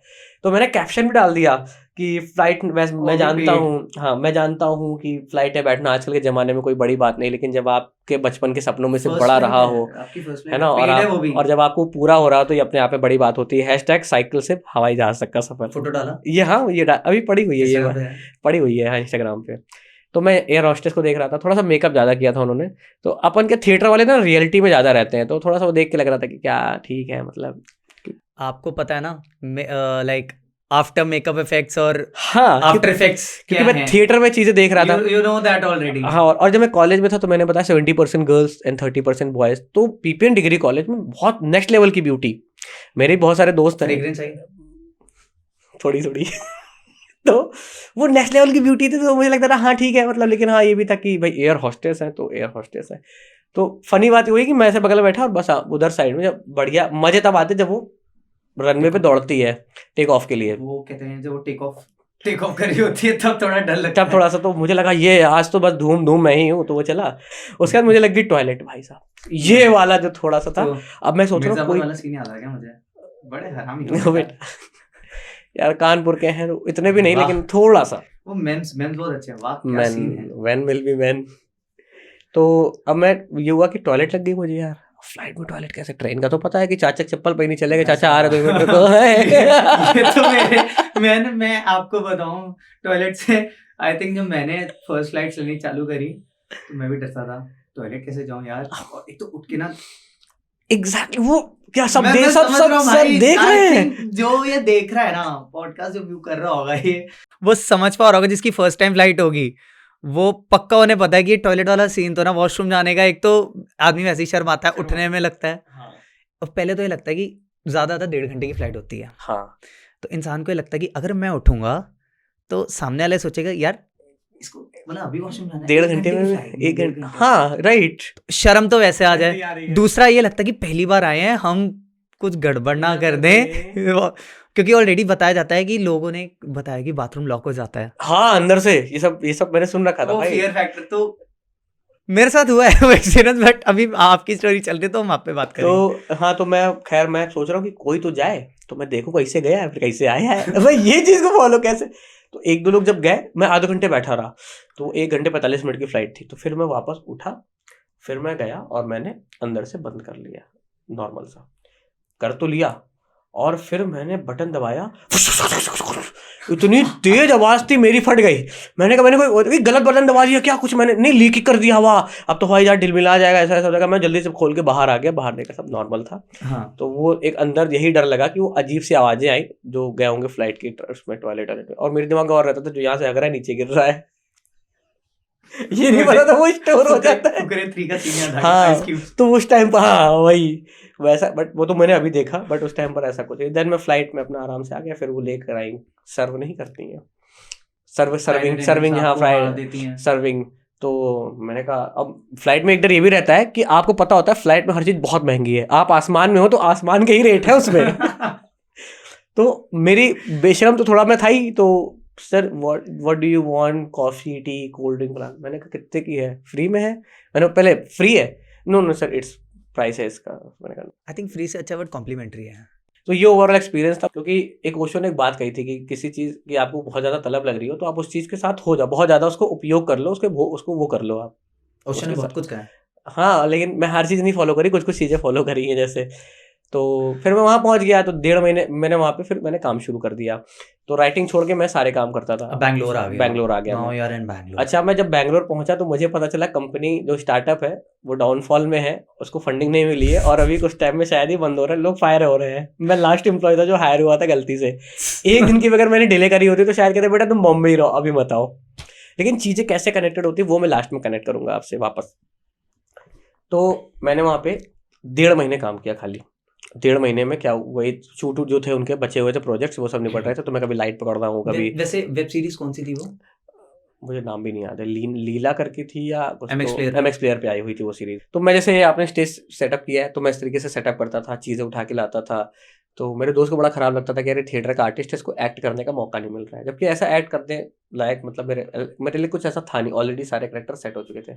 तो जैसे उन्होंने कह दिया कि राघव बर्तन धुल देगा क्या, वो IITian थे, तो मैं बर्तन भी धुल दे रहा हूँ, क्योंकि वो भी मेरे साथ धुल रहे हैं, वो भी इतने ज़्यादा ग्राउंडेड, इतने हम्बल। प्लस मेरे लिए बड़ी बात थी कि मैं IITian के साथ काम कर रहा हूँ। कहाँ तू, मैं बहुत रूट से जुड़ा हुआ हूँ ना, तो मैं कहाँ तू दादानगर की फैक्ट्री में था, लोहे के चक्के घुमा रहा था, उठा रहा था, काट रहा था लोहा। आज तू IITian के साथ है और ये तुझे गाइड कर रहे हैं, तुझे बता रहे हैं। स्टार्टअप ही बड़ा है, स्टार्टअप में काम कर रहा हूँ, स्टार्टअप में काम कर रहा हूँ, बैंगलोर स्टार्टअप सिटी, एटेक सिटी, हाईटेक सिटी में काम कर रहा हूँ। तो फिर वो क्या करते थे, तो सैटरडे संडे बुला लेते थे कि राघव शूट पे आ जाएगा क्या। तो बाकी जो कलीग्स थे उनका था कि हम why we are coming on Saturday Sunday. वो बहुत प्रोफेशनल थे, बिकॉज वो साउथ के थे, अपने कौन सी गर्लफ्रेंड यहाँ हो रखी है। दूसरा क्या था, सेट पे जाऊंगा खाना मिलेगा, पैसे बचेंगे भाई यहाँ पे, तो चलो। तो मैं सेट पे इसलिए चला था कि बढ़िया खाना मिल जाएगा, प्लस IITian के साथ रहूंगा, एक्ट्रेसेस रहेंगी वहाँ पे, तो थोड़ा सा चिल हो जाएगा मामला। तो मैं सैटरडे संडे भी जाके काम कर रहा था। हालांकि 1.5 महीने हो गए, 1.5 महीने बाद मेरा भी फायरिंग लेटर तैयार हो गया कि सर अब हम 1 महीने बाद शट डाउन करेंगे, तो जो थोड़े बहुत प्रोजेक्ट्स अब आपकी जरूरत ऐसी है नहीं, बट हम आपके साथ बहुत ज़्यादा काम नहीं कर पाए, लेकिन आप बहुत डेडिकेटेड हैं, मेहनती हैं, क्योंकि वहाँ से वो मिल गया। अच्छा, ये वही जो मैं करना चाहता था वही मिल रहा था, तो 18 घंटे भी काम हो जा रहा था, तो कोई फ़र्क नहीं पड़ रहा था। अब जो है उन्होंने दिया, थोड़ा सा कष्ट हुआ, हालांकि 50,000 रुपये दिए उन्होंने। 19 करके कुछ और हो रहा था, पर उन्होंने 50,000 दे दिया और रिटर्निंग फ्लाइट का टिकट दे दिया कानपुर का। क्या बात है। तो मैं 50,000 रुपये, जिसने मैंने लाइफ में नहीं देखे, 5,000 सीधा 50,000। मैंने लाइफ में कभी 50,000 नहीं देखे थे कि 50,000 रुपये मुझे मिलेंगे अभी, कभी 1.5 महीने के। हालांकि उन्होंने एक चीज़ बोली कि हमारे जीवन में कभी कुछ अच्छा होगा तो हम डेफिनेटली आपको बुलाएंगे।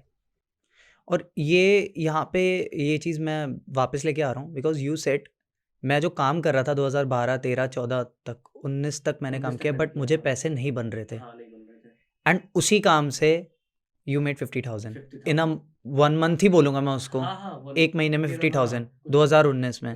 And I don't think so कि यार कोई बच्चे अगर ग्रेजुएशन कर रहे हैं या मैंने देखा MBA कितनी जॉब्स की कमी है, बट वही चीज़ है यार, अगर आप करते रहोगे ना, स्किल मास्टर हो, गिव अप नहीं करोगे तो हाँ, कहीं ना कहीं से return start making money, return मिल जाता है आपको, नेचर दे देता है। फिर मैं वापस आ गया। अच्छा अब देखो पॉजिटिविटी किसे कहते हैं, मेरे अंदर भगवान ने शायद एक चीज़ बहुत अच्छी रखी थी। मुझसे लोग कहते थे कि इसकी जेब खाली है लेकिन दिल से बहुत अमीर है, ये हंसता रहता है। तो स्माइल की मेरी बड़ी तारीफ होती है कि तुम्हारी स्माइल ना बड़ी कंटेजियस है। एक ये वर्ड आया था, वो भी मेरे कॉलेज के सीनियर ने बोला था, कंटेजियस। अब मैं गूगल कर रहा हूँ कंटेजियस क्या होता है, क्या होता है, तो काइंड ऑफ कातिल, ऐसा कुछ निकल के आया था। तो मैं अब ये धीरे धीरे राघव वो डिसेंट राघव से वो हाँ मॉडिफाइड राघव हो गया। ये अगर ये वाला राघव अगर पीपीएन कॉलेज में होता ना तो तब ये राघव बंदिया पटा रहा होता, आई थिंक सो। तब गर्लफ्रेंड्स होती, हाँ एक अच्छी सी होती, मतलब गर्लफ्रेंड्स तो नहीं होती बट एक अच्छी सी होती, क्योंकि दिल तो वैसे ही है ना। मतलब ये ऊपर का ये चेंज हुआ है थोड़ा सा थॉट प्रोसेस, दिल तो वही है। तो अभी भी मैं अपने पहले वाले बहुत प्यार करता हूँ। पहला प्यार हमेशा पहला प्यार होता, उसकी तरफ से नहीं था तो क्या हुआ। पहले वाला क्रश था ना जो, उसकी शादी हो गई यार, कल ही हुई है। अरे भगवान, फिर भी आप बैठ के पॉडकास्ट ले रहे हो यार, बहुत क्या गट्स है भाई। टाइम का पहला क्रश था, उसके बाद बहुत बार हुआ, ऐसा नहीं है। मुझे लगता है लोग कहते हैं ना कि प्यार एक ही बार होता है, मुझे नहीं लगता ऐसा। मुझे 3-4 बार हो चुका है, वो बात अलग है, हमारा कन्वर्ट नहीं हुआ, बट अभी मैं चौथे के साथ में हूँ। मतलब अभी मैं लगा हूँ कि मे बी वो कन्वर्ट हो जाए प्रॉपर रिलेशनशिप। मैंने उसको प्रपोज भी कर दिया है, और अभी तक उसको था कि हाँ हम रिलेशनशिप में आ जाते हैं, तब मैं भाव नहीं दे रहा था। अब मैंने उसको प्रपोज कर दिया तो वो भाव खा रही है। Let me think then. अच्छा फिर coming back to the point. Okay, तो मैं वापस सोच के क्या आया हूँ कि एक्टर बनना है भाई, तभी तो बम्बई वापस बुला रही है। पॉजिटिविटी है यहाँ पे, ये नहीं कि नौकरी चली गई, इसका फर्क नहीं है। बॉम्बे बुला रहा है इसलिए क्योंकि फिर मैं जनवरी में बॉम्बे पहुंच गया वापस। अब जाके क्या था, पैसे थे, एनर्जी थी, वापस जगह पे पहुंचा और पूरी रफ्तार से मैंने पृथ्वी थिएटर के चक्कर, ऑडिशन के चक्कर इधर उधर लगाना चालू कर दिया। फिर छोटे मोटे काम मुझे पृथ्वी थिएटर में मिलने लगे। मैं पीयूष मिश्रा जी के साथ, सौरभ शुक्ला जी के साथ, कुछ एनएसडी के मेरे दोस्त बन गए, नेशनल स्कूल ऑफ ड्रामा। इसके बारे में मैं आपको बताऊंगा कि एक्टर्स का वो क्या है। तो वो एनएसडी एक तरीके से बहुत नेक्स्ट लेवल चीज़ है। वहाँ के लोग मुझे मिले, उनसे मैं बहुत चीज़ें सीखने लगा। फिर होली में मैं आया कानपुर। होली के लिए मैं थोड़ा पहले आ गया था, फेब में आ गया था, यही आपके कब आ गया था, 5 मार्च को मैं कानपुर आ गया। तो 10 को होली थी, 20 का मैंने टिकट करा रखा था वापसी का। तो मैं कानपुर आया, होली खेल के। ये था कि 20 को वापस मुंबई जाके एकदम काम करेंगे, फिल्म में ये वो ऑडिशन सब, बॉडी वॉडी बनाएंगे, थोड़ी सी काम ढंग से करेंगे। 20 तारीख को तो मेरी बहुत अच्छी दोस्त है जिससे मैं प्यार करने लगा था, तीसरा प्यार। होता क्या है, हम लड़के जो वही सरकारी स्कूल के हैं, मिडिल क्लास से हैं, बहुत ज़्यादा लड़कियां नहीं मिली या प्यार नहीं मिला। फैमिली में भी क्या होता है ना, डाइवर्टेड हो जाता है। 3-4 जैसे हम भाई बहन थे तो प्यार भी डाइवर्टेड हो जाता है धीरे धीरे। तो पहले बच्चे को, दूसरे बच्चे को, तीसरे को, फिर चौथे को, तो वो उस तरीके का प्यार नहीं मिलता। तो हमसे जो भी थोड़ा प्यार से बात कर लेता है ना, कि थोड़ा केयरिंग दिखा देता है, थोड़े से एफर्ट लगा देता है आपके लिए, तो हमें लगता है यार आपको उसके लिए फीलिंग आ जाती है। ये सबके साथ है। हाँ, तो मुझे ऐसे और मैंने उसको गर्लफ्रेंड मान लिया। जैसे मैं बहुत टाइम पे बोलता था, आज मैं ये कन्फेशन कर रहा हूँ कि मैं बहुत टाइम पर, कि मेरे तो 3 रिलेशनशिप रहे, तीनों नहीं चले। बट एक्चुअल में मैं ईमानदारी से कहूँ तो वो रिलेशनशिप मेरे साइड से थे, सामने वाला तो एक दोस्ती की तरह ले रहा था, बहुत अच्छे क्लोज फ्रेंड की तरह। तो वो था कि ये अच्छा दोस्त है, इसको हेल्प की नीड है अभी, अगर इसको हम हेल्प कर देंगे तो बहुत अच्छा कर जाएगा लाइफ में। एक डायलॉग याद आ गया। कौन सा? शाहरुख खान का। कौन सा? बोल ही दो। जब वो कौन सी मूवी आई थी, वो रणबीर कपूर, ए दिल है मुश्किल, उसमें शाहरुख खान कहता है, जब ऐश्वर्या राय होती साथ में और रणबीर कपूर होते हैं, कि एक तरफा प्यार, one sided love is the most beautiful feeling in the world. हाँ, आपको कोई एक्सपेक्टेशन नहीं है सामने से कि वो ऐसा करेगा। इसमें से मेरा हक है। हाँ, इसमें से मेरा हक है। तो मैं वही मान के चलता था। डायलॉग याद है आपको? नहीं, मैंने हाँ सुना तो था, मैंने मूवी नहीं देखी है एक्चुअली ये, क्योंकि मुझे इमोशनल मूवी थोड़ी सी कम पसंद है। सॉरी, नहीं देखी। हाँ, मैंने नहीं देखी। रणबीर कपूर, अरे मतलब जो जैसा मैं अभी तक गेस कर पा रहा हूँ ना भाई आपको, तो ये मूवी तो बंदी के साथ जाते हैं। और मेरा दोस्त है एक्चुअली, उसने मुझे बताया था, वो अपनी बंदी के साथ गया था, कह रहा है, और जैसे वो गाना है ना, चन्ना मेरे यहाँ, कहता मैं तो उसके कंधे पे सर रख के रोने लग गया वहीं पे। एक तो मैं अप्रोच करने से बहुत डरता हूँ। जैसे अभी भी कई, जैसे बहुत सारी लड़कियां अगर मुझे अच्छी लग रही हैं तो मैं अपनी तरफ से अप्रोच करने में डरता हूँ। बताओ, एक बार क्या हुआ था, कॉलेज में ही था, तो एक लड़की मुझे बड़ी अच्छी लगती थी, तो उससे जस्ट मैंने ऐसे नंबर मांगा था कि क्या आप तुम्हें नंबर मिल जाएगा, दोस्त बनोगी मेरी। ऐसे हमें क्या पता तरीका क्या होता है, कम्युनिकेशन स्किल घंटा नहीं कुछ थे उस टाइम पे।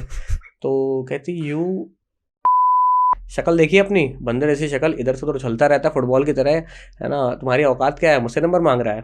खैर वो दिन था और आज का दिन है, मैंने किसी लड़की से नंबर नहीं मांगा, सामने से ही नंबर आया, अप्रोच ही नहीं किया मैंने नंबर के लिए। मुझे अपनी थोड़ी बेइज्जती फील होती है, वो एक बात लग जाती है ना आपको। मैं समझ गया।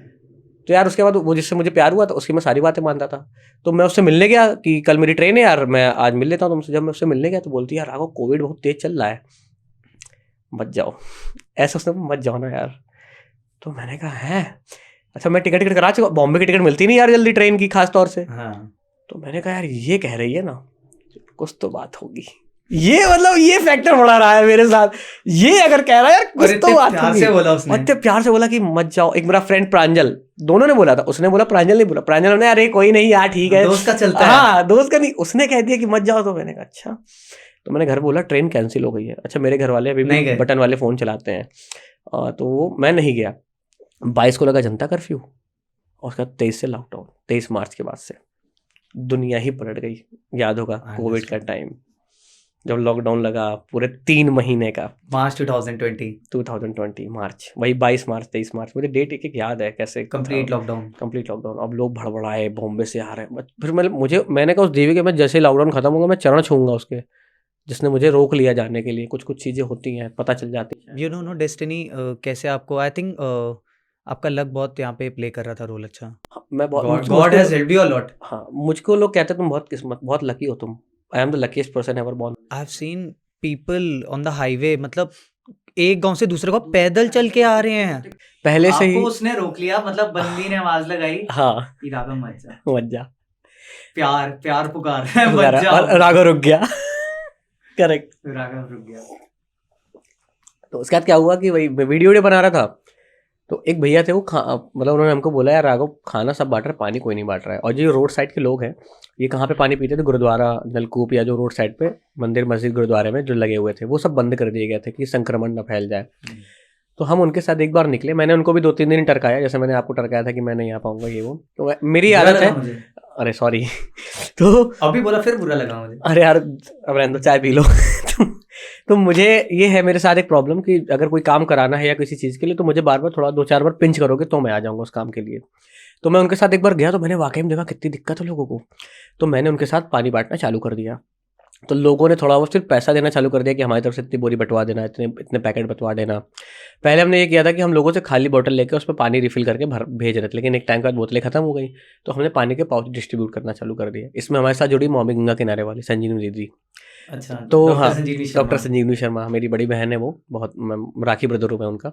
तो हम लोगों ने मिलकर फिर उस पूरे 3 महीने में जितने भी लोग थे रोड साइड के, पानी से वैसे ही उन्हें बहुत प्यार है। गंगा, माँ गंगा से, माँ गंगा तो मेरी भी फेवरेट है। तो नाम भी उनका मॉमी गंगा मॉमी किनारे गंगा वाली किनारे वाली तो है। कितना हाँ। तो समझ सकते हैं। तो हाँ। उन 3 महीने में आपको पता भी है कि मैं गंगा किनारे जो वो क्रिएटिव्स करेक्ट के लिए जो आप वो जो है गंगा ना, बैराज जाके जो थॉट आते हैं ना, किनारे एक्चुअली वो जो क्रिएटिविटी आती है ना गंगा, मतलब मेरा, अब आपने बात छेड़ दी, मेरे दिल के हाँ तार छेड़ दिए। अब बता ही दो आप। तो जो रिवर साइड एक्चुअली जो माँ गंगा है, इट्स लॉर्ड शिव का जो स्वरूप है एक तरीके जटा से निकली हुई, उनकी जटाओं से निकली है।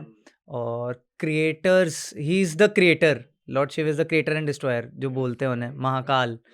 और जब वहाँ जाते हैं ना तो मेरी क्रिएटिविटी एक अलग लेवल पे होती है वहाँ पे। मैंने और लिटरली मैंने आज आपको बताया भी था कि जब मैं स्टूडियो सेट कर रहा था यहाँ पे, मुझे जो थॉट्स, जो मेरे चैलेंजेस थे, मुझे वहाँ पे क्लियर हुए हैं। और अभी हम पहले बात करते रात का, जो कल रात को ही मेरे साथ वो सीन हुआ था और वो इशू सॉल्व हो गया। सो वो है यार, वहाँ पे तो क्रिएटिविटी है अलग से। करेक्ट। तो वो आ गई तो हमारे पास 1.5 महीने में 2.5 लाख रुपए आए, सॉरी 2.5 महीने में 1.5 लाख रुपए आए, गलत। तो हमने काफ़ी ठीक ठाक लोग खाना पानी बांटा। और उसके बाद क्या हुआ, टिकटॉक बैन हो गया। मुझे लगता है शायद उन गरीबों की दुआएं थी, क्या था, टिकटॉक बैन हुआ और मौज लॉन्च हुआ, दैट इज़ जहाँ मैं अभी काम कर रहा हूँ। तो और उसी टाइम पर मेरे फादर की नौकरी गई, जुलाई की बात है। पापा बड़े टेंशन में, और मैंने पापा को जस्ट ऐसे जाके बोला, कई बार होता है बोलते ना कि आपके ज़ुबान में सरस्वती माता रहती हैं, तो मैंने जाके उनकी टेंशन कम करने के लिए जस्ट बोला कि पापा हो सकता है ना मुझे बैंगलोर जाना पड़े काम के लिए। वो मैंने झूठ बोला था क्योंकि मैं ऑलरेडी बैंगलोर काम करके आ चुका था। तो उनको, मुझे पता था पापा बोलूँगा तो कन्विंस हो जाएंगे। वो टेंशन में रहते थे कि यार पता नहीं क्या होगा घर का, और नौकरी चली गई है, घर भी कुछ दिन बाद हमें खाली करना था जो हमारा घर था।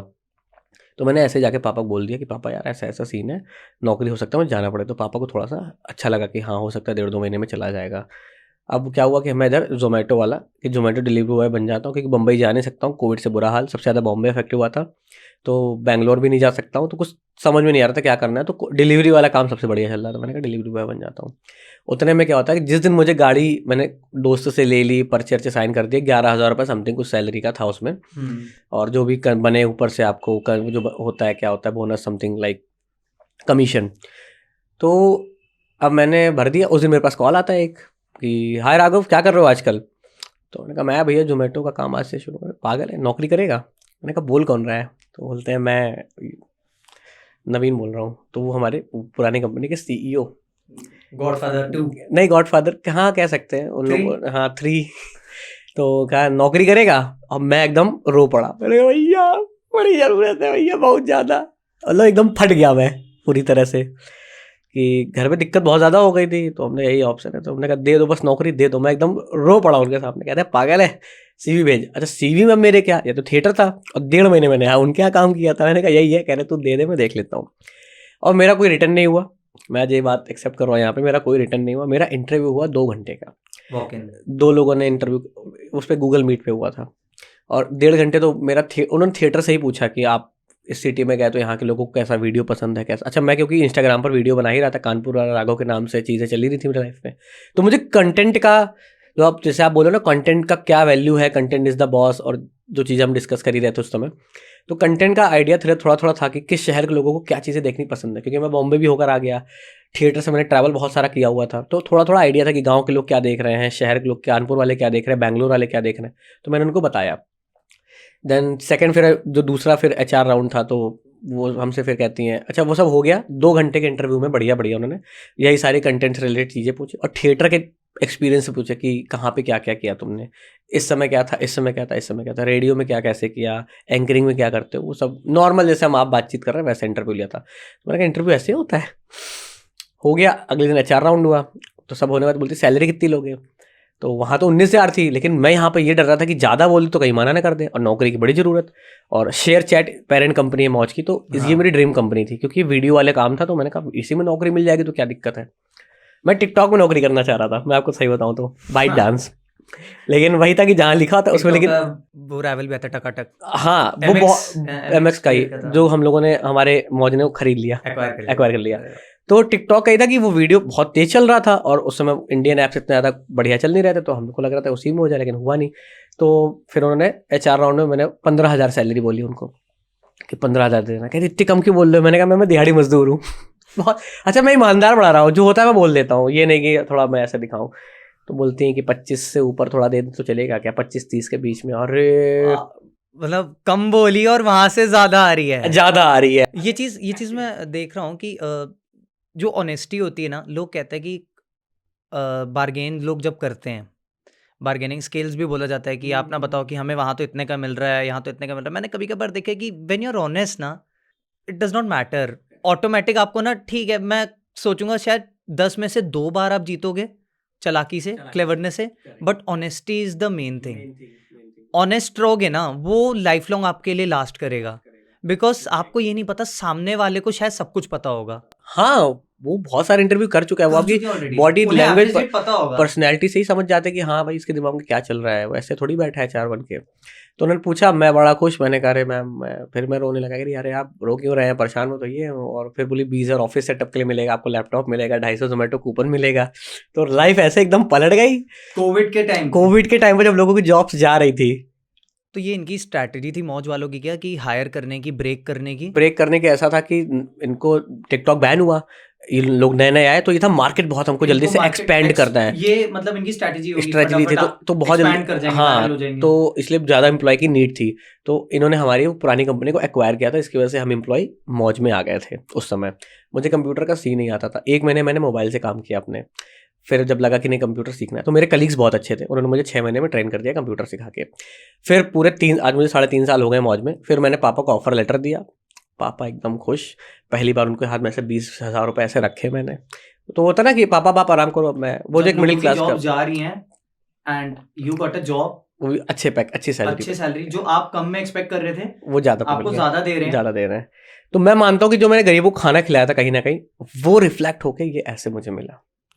एंड आई थिंक ये उन्हीं लोगों ने, आप बता रहे थे बैंगलोर वाले ही लोगों ने आपको, जहां आपने शायद 1.5 महीने काम किया, हाँ बाय कॉल से आप गए थे, बस, हाँ। इट्स अ लक फैक्टर, और 6 महीने बीत चुके हैं उस चीज को, बट मुझे याद रखा उन्होंने। Because of your honesty and simplicity, right. Because आप जो अंदर से हो वही आप सामने भी हो, कि भाई मैं जैसा हूँ, मुझे कुदरत ने इतना दिया था, मैं जो भी बन रहा हूँ मैं अपने काबिल अपने दम पे बन रहा हूँ और एक्सेप्ट करते हो। बिकॉज आई थिंक लोग हाइड करते हैं, शाय फील करते हैं कि अगर मैं छोटे शहर से हूँ या मेरा बैकग्राउंड इतना स्टेबल नहीं है तो लोग उसको वीक पॉइंट समझते हैं, और जैसे बॉम्बे जैसे शहर में जा रहे हैं तो वहाँ पे छुपाने की कोशिश करते हैं कि सोचते हैं कि मुझे जज ना कर ले और शायद मुझे इसकी वजह से काम ना मिले। बट आई थिंक अगर आप सिंपल हो तो उसको एक्सेप्ट करो और उसको हैप्पी रहो उसके, और तो लोग देखते हैं कि ये बंदा कम में भी खुश है और इसको ज्यादा होने का घमंड नहीं है। चीज होती है ना कि हम अपने जो सिंपल ये किसी चीज को छुपाते हैं तो उसको छुपाने के लिए हमें और एफर्ट करने पड़ते हैं, फिर Correct. उसके थ्रू जो चीजें डेवलप होती है उसको छुपाने के लिए और एफर्ट। सिंपल आप रहते हो जैसे आप हो तो कोई एफर्ट नहीं लगाना, और वो नेचुरल होता है, नेचुरल गेम है आपका, और वो आपको कहीं ना कहीं वो है आपको लीड करेगा आपके एक सक्सेस में। तो वो जॉब मिल गई, फिर मैंने बहुत अच्छे से वहाँ पे सीखी काम, क्योंकि मुझे ज़रूरत थी, मुझे जो भी मिली नौकरी, तो उनका बड़ा ग्रेटफुल हूँ हमेशा से, इसीलिए मैं हमेशा अपने ब्रांड को लेकर साथ में चलता हूँ। लोग कहते हैं क्या मौज मौज करते रहते हैं, बट उसने मेरी लाइफ बदली। इसके थ्रू मैंने अपना घर बनवाया, पूरी फैमिली को बहुत हैप्पी लाइफ दी, और मैं ट्रैवल फिर मैंने बहुत किया। रियलाइज होता है यहाँ पे, हाँ अच्छा लगता है वो फेज कहाँ से लेके कैसे वो करियर 2010 से 2019 का जो फेज था वो काफी ज्यादा, क्योंकि कभी 50 रुपए है साइकिल से चल, जिन्होंने देखा है वो जानते हैं, बहुत सारे कनेक्ट कर पा रहे हो। हाँ बहुत सारे लोग बोलते हैं कि ऐसे बात बता रहा है, बट जिन्होंने देखा है एग्जैक्टली उनको पता है कि हाँ वो क्या। मैं इमेजिन करके मैं पूरा रिलेट कर पाया हूँ, आपने जिस वे में बताया, बात करी ना, बात हम कर रहे हैं तो मैं वो बिल्कुल कनेक्ट कर पा रहा हूँ। और मैंने एक स्टीव जॉब्स को सुना था एक स्पीच में कि फ्यूचर किसी ने नहीं देखा, प्रेजेंट आप अभी जी रहे हो, ठीक है। तो क्या होता है ना, आप कभी भी डॉट्स होते हैं, आप फ्यूचर में ड्रॉ नहीं कर सकते, हमेशा पास्ट में ही डॉट्स ड्रॉ होती हैं, and it can be connected backwards only. तो आई थिंक जो आपकी ऑनेस्टी, सिंप्लिसिटी, जो आप बता रहे हो हेल्पिंग, ग्रैटिट्यूड, वो अब बैकवर्ड्स में कनेक्ट हो रहा है। वो कॉमेडी रोल मौज वाला जो था कि लोग मौज में ले रहे थे उस समय कि करियर में कुछ कर पाएगा नहीं कर पाएगा, आज वो बंदा जो मेरे सामने बैठा हुआ है, जो पेनी नहीं कमा रहा था उस चीज़ से, आज वो उस चीज़ से अच्छा खासा अर्न कर रहा है और उसमें अपना एक ग्रोथ करियर बना चुका ऑलरेडी। मुझे भी आप गाइड कर रहे हो यार कंटेंट क्रिएशन में, आप मुझे भी गाइड, मुझे आपसे बहुत कुछ सीखने को मिल रहा है एक्चुअली। नहीं मैं हमेशा बताता रहूंगा। इट्स एक्चुअली आप हम्बल हो, डाउन टू अर्थ हो भाई, जो आप इतने नेचुरल वे में, आपकी स्ट्रेंथ है, ये गेम आपकी जो नेचुरल है ना, जो निकल रही है, आप उसको जिस में बता रहे हो नेचुरली लेके आ रहे हो, बहुत डाउन टू अर्थ नेचर है आपका। द रीजन बिहाइंड दैट कि मेंटोर आपके कैसे हैं ये डिपेंड करता है। तो जो मेरे जो मेंटोर, जो मैं गॉडफादर्स के अपने नाम ले रहा हूँ, जिनके बता रहा हूँ, और जो मेरे सर्किल है वो भी ऐसे ही है, डाउन टू अर्थ है। और मैं देखो आपसे मिला बात कर रहा हूँ तो आपका भी नेचर कहीं ना कहीं वैसा ही है, थोड़ा सा बहुत हाइप पे नहीं बैठे हो कह रहे हैं कार है मेरे पास तो मैं एक्सेप्टेंस है आपको भी। मेरे बारे में बाद में करेंगे। तो ये फिर रहा, तो 3.5 साल हो गए। फिर अब जब मैंने घर बनवा लिया, फिर मुझे घर बनवाना था अपना, क्योंकि भैया ने मेरी ज़मीन ले ली थी, तो मुझे घर बनवाना था कि अब घर बनवाना है, क्योंकि वो जगह खाली हो गई थी। तो 3 साल में कानपुर में रुक के मैंने काम किया, घर बनवाया, और जैसे ही मेरा घर बन गया मैं वापस इस साल जनवरी 2023 में मैं फिर से वापस शिफ्ट हो गया बॉम्बे, क्योंकि मुझे मेरा ड्रीम याद था कि मुझे बनना है एक्टर। चीज़ें मैंने बहुत ट्राई करी, stand up comedy, host, poetry, social service, और उसके साथ जो भी मिली जुली चीज़ें थी, बट अल्टीमेट गोल क्या था, एक्टर। जो कि मेरे गॉडफादर ने बोला था तुम एक्टर अच्छे बनोगे, तुम्हें एक्टर बनना है। तो उस चीज़ को लेके फिर मैं बॉम्बे शिफ्ट हो गया। तो वो जो कहते हैं ना डेस्टिनी, आपको सारे जो पोर्टफोलियो, जैसे मैं तो स्टॉक मार्केट में बिलीव करता हूँ, तो वो पोर्टफोलियो है सारा आपके स्टॉक्स का अलग अलग, तो वो कहीं ना कहीं आपका acting skill, anchoring skill, comedy, और वो सारे स्किल्स है ना आपके पोर्टफोलियो में। As an actor you need everything, आपको कौन सा रोल कब मिल जाएगा यू नेवर नो। इवन जैसे बर्फी में रणबीर कपूर, इसमें तो और एनिमल में देख लो, हाइट्स हैं भाई के तो अलग ही लेवल पे। He is actually a brilliant star, उनकी एक्टिंग स्किल्स तो अलग ही हैं। चाहे उनके रोल्स आप ये जवानी है दीवानी में देख लो, बर्फी में देख लो, बॉम्बे वेलवेट में देख लो, पहली फिल्म थी सावरिया, एंड उनके एक्टिंग स्किल्स बहुत अच्छे हैं।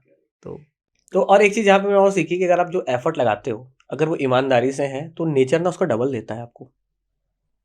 कोई देखे ना देखे, नेचर आपको दे देता है, nature। वो देता है। जो जिन्होंने भी मेहनत करी है ईमानदारी से, एक टाइम लगता है, मुझे भी 9-10 साल का टाइम लगा और अभी भी और टाइम लगेगा। उन 9-10 साल से अभी 4-5 साल लाइफ अच्छी हुई है, अब ये 4-5 साल की मेहनत से आगे की life. Life is a learning phase. तो इस तरीके मैं से तो ये मेरा, मानता हूँ, हाँ पूरा वही है। लाइफ तो इज लर्निंग। आप ईच डे बस ग्रैटिट्यूड होना चाहिए ग्रेटिट्यूड, आपको। आप सुबह उठ रहे हो, ग्रैटिट्यूड है कि आपको दिन मिला है। और मैंने बिग बॉस के कुछ एपिसोड से सलमान खान भाई भी यही बोलते हैं कि शुक्र करो काम मिल रहा है। काम मिल रहा है। मैं यही कहता हूँ कि शुक्र है कि भगवान आपने दिन दिया है, बस राह भी आप दिखा देना, बस साथ कभी ना छोड़ना, काम हम कर रहे हैं। बाकी वही है कि हमें नहीं पता कब चले जाए ऊपर। कोविड के बाद से तो और चीज़ें अच्छी वो हो गई, तो किसी से क्या ही ग्रजेस रखना, अपना काम करो, लोगों की हेल्प करो, उनकी जिनको वाकई में ज़रूरत हो। हर किसी की हेल्प करने की जरूरत नहीं है, तो आदमी आपको चूतिया समझता है।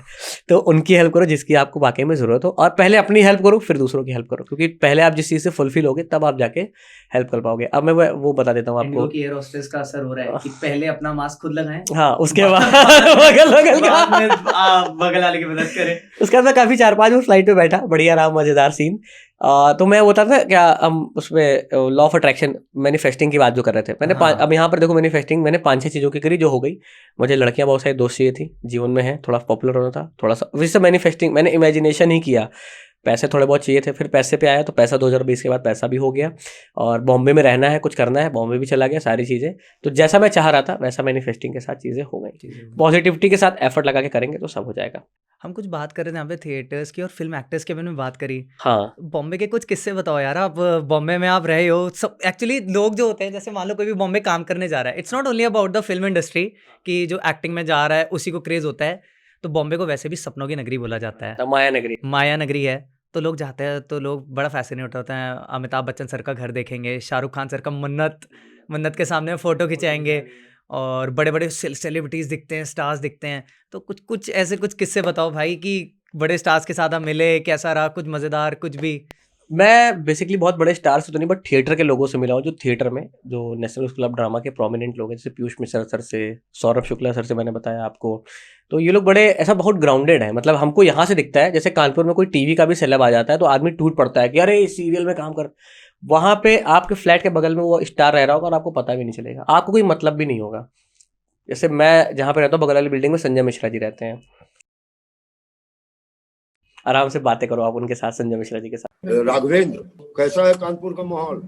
सर बहुत है, बढ़िया है। फिलहाल यहाँ कोई सीरियस नहीं है, तो बस चल रहा कैसे भी प्रभु भरोसे। मेरा जो रूममेट है उसने एक फिल्म लिखी है अभी, दुर्लभ प्रसाद की दूसरी शादी, मार्च में रिलीज भी होने वाली है। तो उसमें संजय मिश्रा जी को, उनमें मेन लीड है संजय मिश्रा जी, तो और महिमा चौधरी है उसमें। तो वो अब आके बातें बताता है कि संजय मिश्रा जी ने आज ऐसे कहा, फोटो वोटो दिखाता है। तो अभी सर्कल में ऐसे लोग हैं। जहाँ बॉम्बे जाके, बॉम्बे का ये रहता है कि जब पहली पहली बार आप जाते हो तो आपको थोड़ा सा क्रेज रहता है कि वो देखो मॉल में वो जा रहा है ना, तो आपने सेल्फी ले ली। एक्टर्स आपको रोड पे चलते दिख जाएंगे, क्योंकि जहाँ पे मैं रहता हूँ अंधेरी आराम नगर, नॉर्मल कल्चर बहुत नॉर्मल है। क्योंकि हम यहाँ पर इसलिए, जैसे एक एग्जांपल दे रहा हूँ, यहाँ पर अगर शाहरुख खान पहले दिन आए तो आप नेक्स्ट लेवल पे एक्साइटेड हो, माय गॉड आपके घर भीड़ लगेगी। दूसरे दिन आए, तीसरे दिन आए, चौथे दिन आए। अब उनका हर संडे का अगर आना हो जाएगा तो आप बहुत कैजुअल हो जाओगे, अरे हाँ यार ठीक है, वो तो डेली का हो गया, मतलब उनका तो डेली ही आ ही रहे हैं, तो आप बहुत कैजुअल हो जाओगे उनको लेके कि शाहरुख खान, अरे हाँ घर पे आते हैं डेली। स्पेस, उनको भी स्पेस चाहिए अपनी। आपको वो हो जाएगा कि हमारे घर तो अब डेली आ रहे हैं वो। तो वहाँ पे ये है कि जिस जगह मैं रहता हूँ आराम नगर अंधेरी, तो वहाँ पर सारे प्रोडक्शन हाउस है जहाँ पर ऑडिशन होते हैं। और एक्टिंग फील्ड का ये है कि आपकी एक फिल्म आ गई तो इसका मतलब ये नहीं कि आप घर बैठ जाओगे, एक फिल्म बाद आपको दूसरी के लिए ऑडिशन देना है। तो कई बार हम ऑडिशन देने जा रहे होते तो वहाँ पर एक्टर मिल जाते हैं। अब सौरभ शुक्ला जी, वहाँ पर मैं एक शो में गया था, और दादी सा जो बधाइयों में एक जो दादी हैं हमारी, तो उसमें दादी सा करके उसमें भी थी। एक राजस्थानी सीरियल था, वो कौन सा था, अविका गौर जिसमें थी, मुझे एग्जैक्टली याद नहीं आ रहा है। बालिका वधू में, हाँ बालिका वधू की जो दादी सा थी, तो वहाँ पे पोइट्री सेशन था उनका। मैं ऐसे बैठा हूँ, बगल में सौरभ शुक्ला जी आए, एकदम ऐसे आराम से बढ़िया बैठ के, एकदम सर्दी का थोड़ा थोड़ा सर्दी, गुलाबी सर्दी, जनवरी का टाइम वही था, तो बैठ गए और ऐसे मेरे कंधे पे ऐसे मार दिया। और तो मैं क्या, कभी चाय उसमें वहाँ पे चाय वाय सर्व कर रहा था, हमने सर बिस्किट खाएंगे क्या। तो वहाँ वो आपको थिएटर वालों को अच्छी चीज़ फील ही नहीं होने देती कि वो बहुत बड़े स्टार है, काम नेक्स्ट लेवल का कर रहे हैं। पीयूष मिश्रा जी, जैसे मैंने उनके पैर छू लिया तूने, अब मुझे तेरे पैर छूने पड़ेंगे, क्या पाप चढ़ा दिया तूने, ऐसे ऐसे कैसे करके। हाँ, तो अब वो गाना की ओरी दुनिया, और उनके गाने तो नेक्स्ट लेवल। तो वो ऐसे ही रहते हैं, मतलब वो बोलते भी ऐसे ही है जैसे मुझे सीन याद आ गया मिर्जापुर का फैसल जो था। हाँ, गैंग्स ऑफ वासेपुर का। Gangs of Wasseypur. हाँ, कि फैसल जो था उसको धनबाद जिले में कोयले खदान चालू हो गई थी। तो वो इसी तरीके से ही बात करते हो, नेचुरली ही है। आप इधर इधर इधर फोटो ही नहीं, अरे यार क्या क्या बात कर रहे हैं यार, बढ़िया से कुछ मैं वो लिख के लाता हूँ, वो लिखना और ऐसे इसको ना ऐसे ऐसे कर लेना। और वो उनकी तो जर्नी भी अमेजिंग रही है। एक टाइम पर बहुत वो नशे में रहते थे और उन्होंने 2-4 गाने बढ़िया, अब तो खैर वो बहुत नेक्स्ट लेवल आदमी है। और उनके साथ, इन सब के साथ आप बैठ जाओ ना तो बहुत सारी चीज़ें। तो सौरभ शुक्ला जी आया तो मैंने ऐसे एकदम वो, मैंने कहा सर जॉली ले लूँ में, क्या ही आपने कहा, कह रहे कहाँ से हो, कानपुर। तो उन्होंने बाला करी हुई थी। बाला मेरा एक फ्रेंड है धीरेन्द्र कुमार गौतम, जो आयुष्मान खुराना का छोटा भाई बना हुआ है। तो हमने कहा सर आप धीरेन्द्र को जानते हैं? अरे हमारा लौंडा बना था वो। तो हमने कहा सर कनपुरिया नाम सीख। तो कह रहे हाँ, कह रहे यार कानपुर तो बढ़िया, तो वहीं पे रूम रहते हो, फिर चाय वाय पी रहे अपन साथ में बैठ के चाय पी रहे हैं। तो थोड़ा बहुत अब मैंने उनसे फिर हम एक्टर लोग यही बात करते हैं ना कि भाई सर कैसे क्या, तो वो एक ही आता लगे रहो।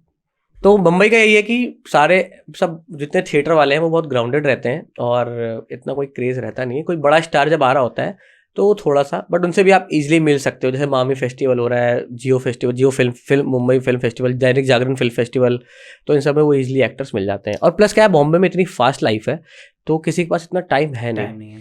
आई वंस आई रिमेंबर दिल धड़कने दो में क्या नाम है उनका, जो रणवीर सिंह की मदर बनी थी, इसमें भी थी, डेली क्राइम्स में भी थी, रत्ना शाह पाठक।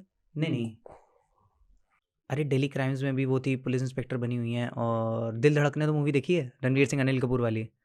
मैं बहुत कम फिल्में देख रहा हूँ आजकल, जब से जॉब कर रहा हूँ। वो मेरे को कोलाबा में मिली थी। 8 फिल्में, हाँ ऐसे मिल गए होंगे आपको। कोलाबा में, shopping next to me, college के। हाँ, वहाँ पे कोलाबा हो गया, आप मरीन लाइन जाओगे, मरीन ड्राइव हो गया, वर्सोवा हो गया, आराम नगर हो गया, बैंड्रा हो गया, गोरेगांव हो गया। गोरेगांव में तो फिल्म सिटी है, तो वहाँ पर आपको बहुत ईजिली, जैसे मैं एक जूनियर आर्टिस्ट का रोल करने के लिए गया था उस टाइम पर, जब 2019 में बैंक था, तो रणबीर शौरी, करण कुंद्रा, अच्छा हाँ, अनूप सोनी और चाचा विधायक है हमारे में जो एक एक्टर हैं, उसके पापा बने हुए हैं, ठीक है, उनका भी नाम आई थिंक यही है, जो अपने इनका जाकिर खान, एक्टर का नाम जाकिर खान, वो सब थे। तो नॉर्मल ऐसे और मैंने उनके साथ फोटोज नहीं ली, कोई भी नहीं ले रहा था। मतलब एक तो मेरे अंदर ये था कि जब अच्छा एक्टर बन जाऊंगा, जब ढंग से अभी तो जूनियर आर्टिस्ट भीड़ का हिस्सा बन के आया हो तो नहीं लेनी है, तो वो चीज़ आपके लिए नॉर्मल हो जाती है। तो ऐसा है। अभी हम पीयूष मिश्रा सर के बारे में बात कर रहे थे और बीच में हमने जिक्र किया था नेशनल स्कूल ऑफ ड्रामा के बारे में, NSD के बारे में। तो थोड़ा सा आप मुझे बताओ, जैसे काफ़ी एक्टर्स हैं, नवाजुद्दीन सर हैं वहाँ से, Irfan Khan sir passed out हैं वहाँ से, और Naseeruddin Shah sir passed out हैं वहाँ से, वाइफ भी वहीं से पास आउट है, शाह मैम वहाँ से पास्ड आउट हैं, अनुपम खेर सर जो आज अपना इंस्टीट्यूट चला रहे हैं। तो NSD के बारे में थोड़ा बताओ और उसकी क्या इंपॉर्टेंस है, एक जो इंसान है या कोई बच्चा है वो करियर परस्यू करना चाहता है एक्टिंग में, तो NSD में उसका क्या रोल है, कि NSD कैसे हेल्प करता है आपको जैसे आगे बढ़ने में? जैसे कहते हैं ना IT और वगैरह है, तो what is the role of NSD actually?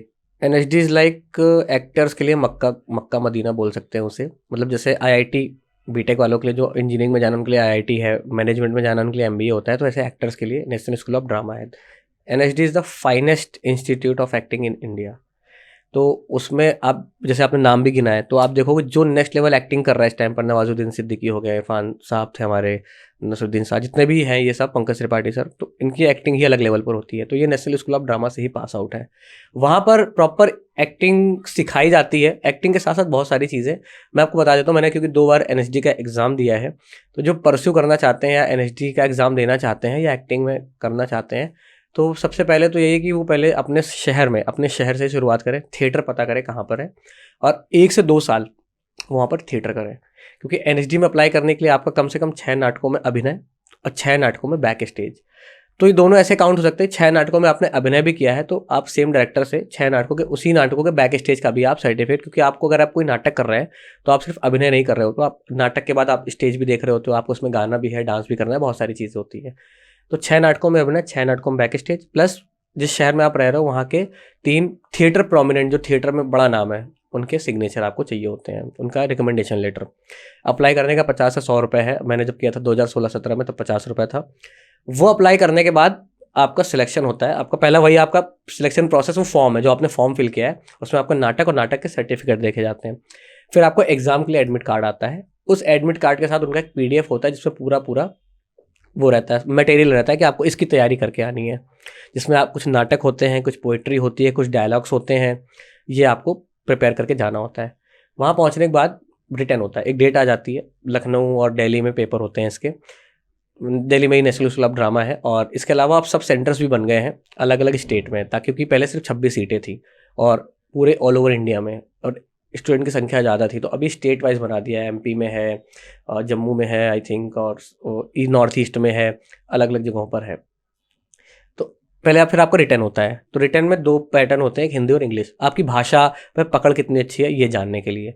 तो उसमें भी सवाल नाटक से रिलेटेड ही होते हैं। प्लस पहले होता है जो आपने नाटक किए हुए हैं, प्लस जो उन्होंने PDF भेजा था उससे रिलेटेड होता है कि ये नाटक के इस चरित्र के बारे में बताइए। अगर महाभारत का ये चरित्र था, धृतराष्ट्र थे या दुर्योधन थे, तो दुर्योधन के कैरेक्टर की किसी पशु से तुलना कीजिए।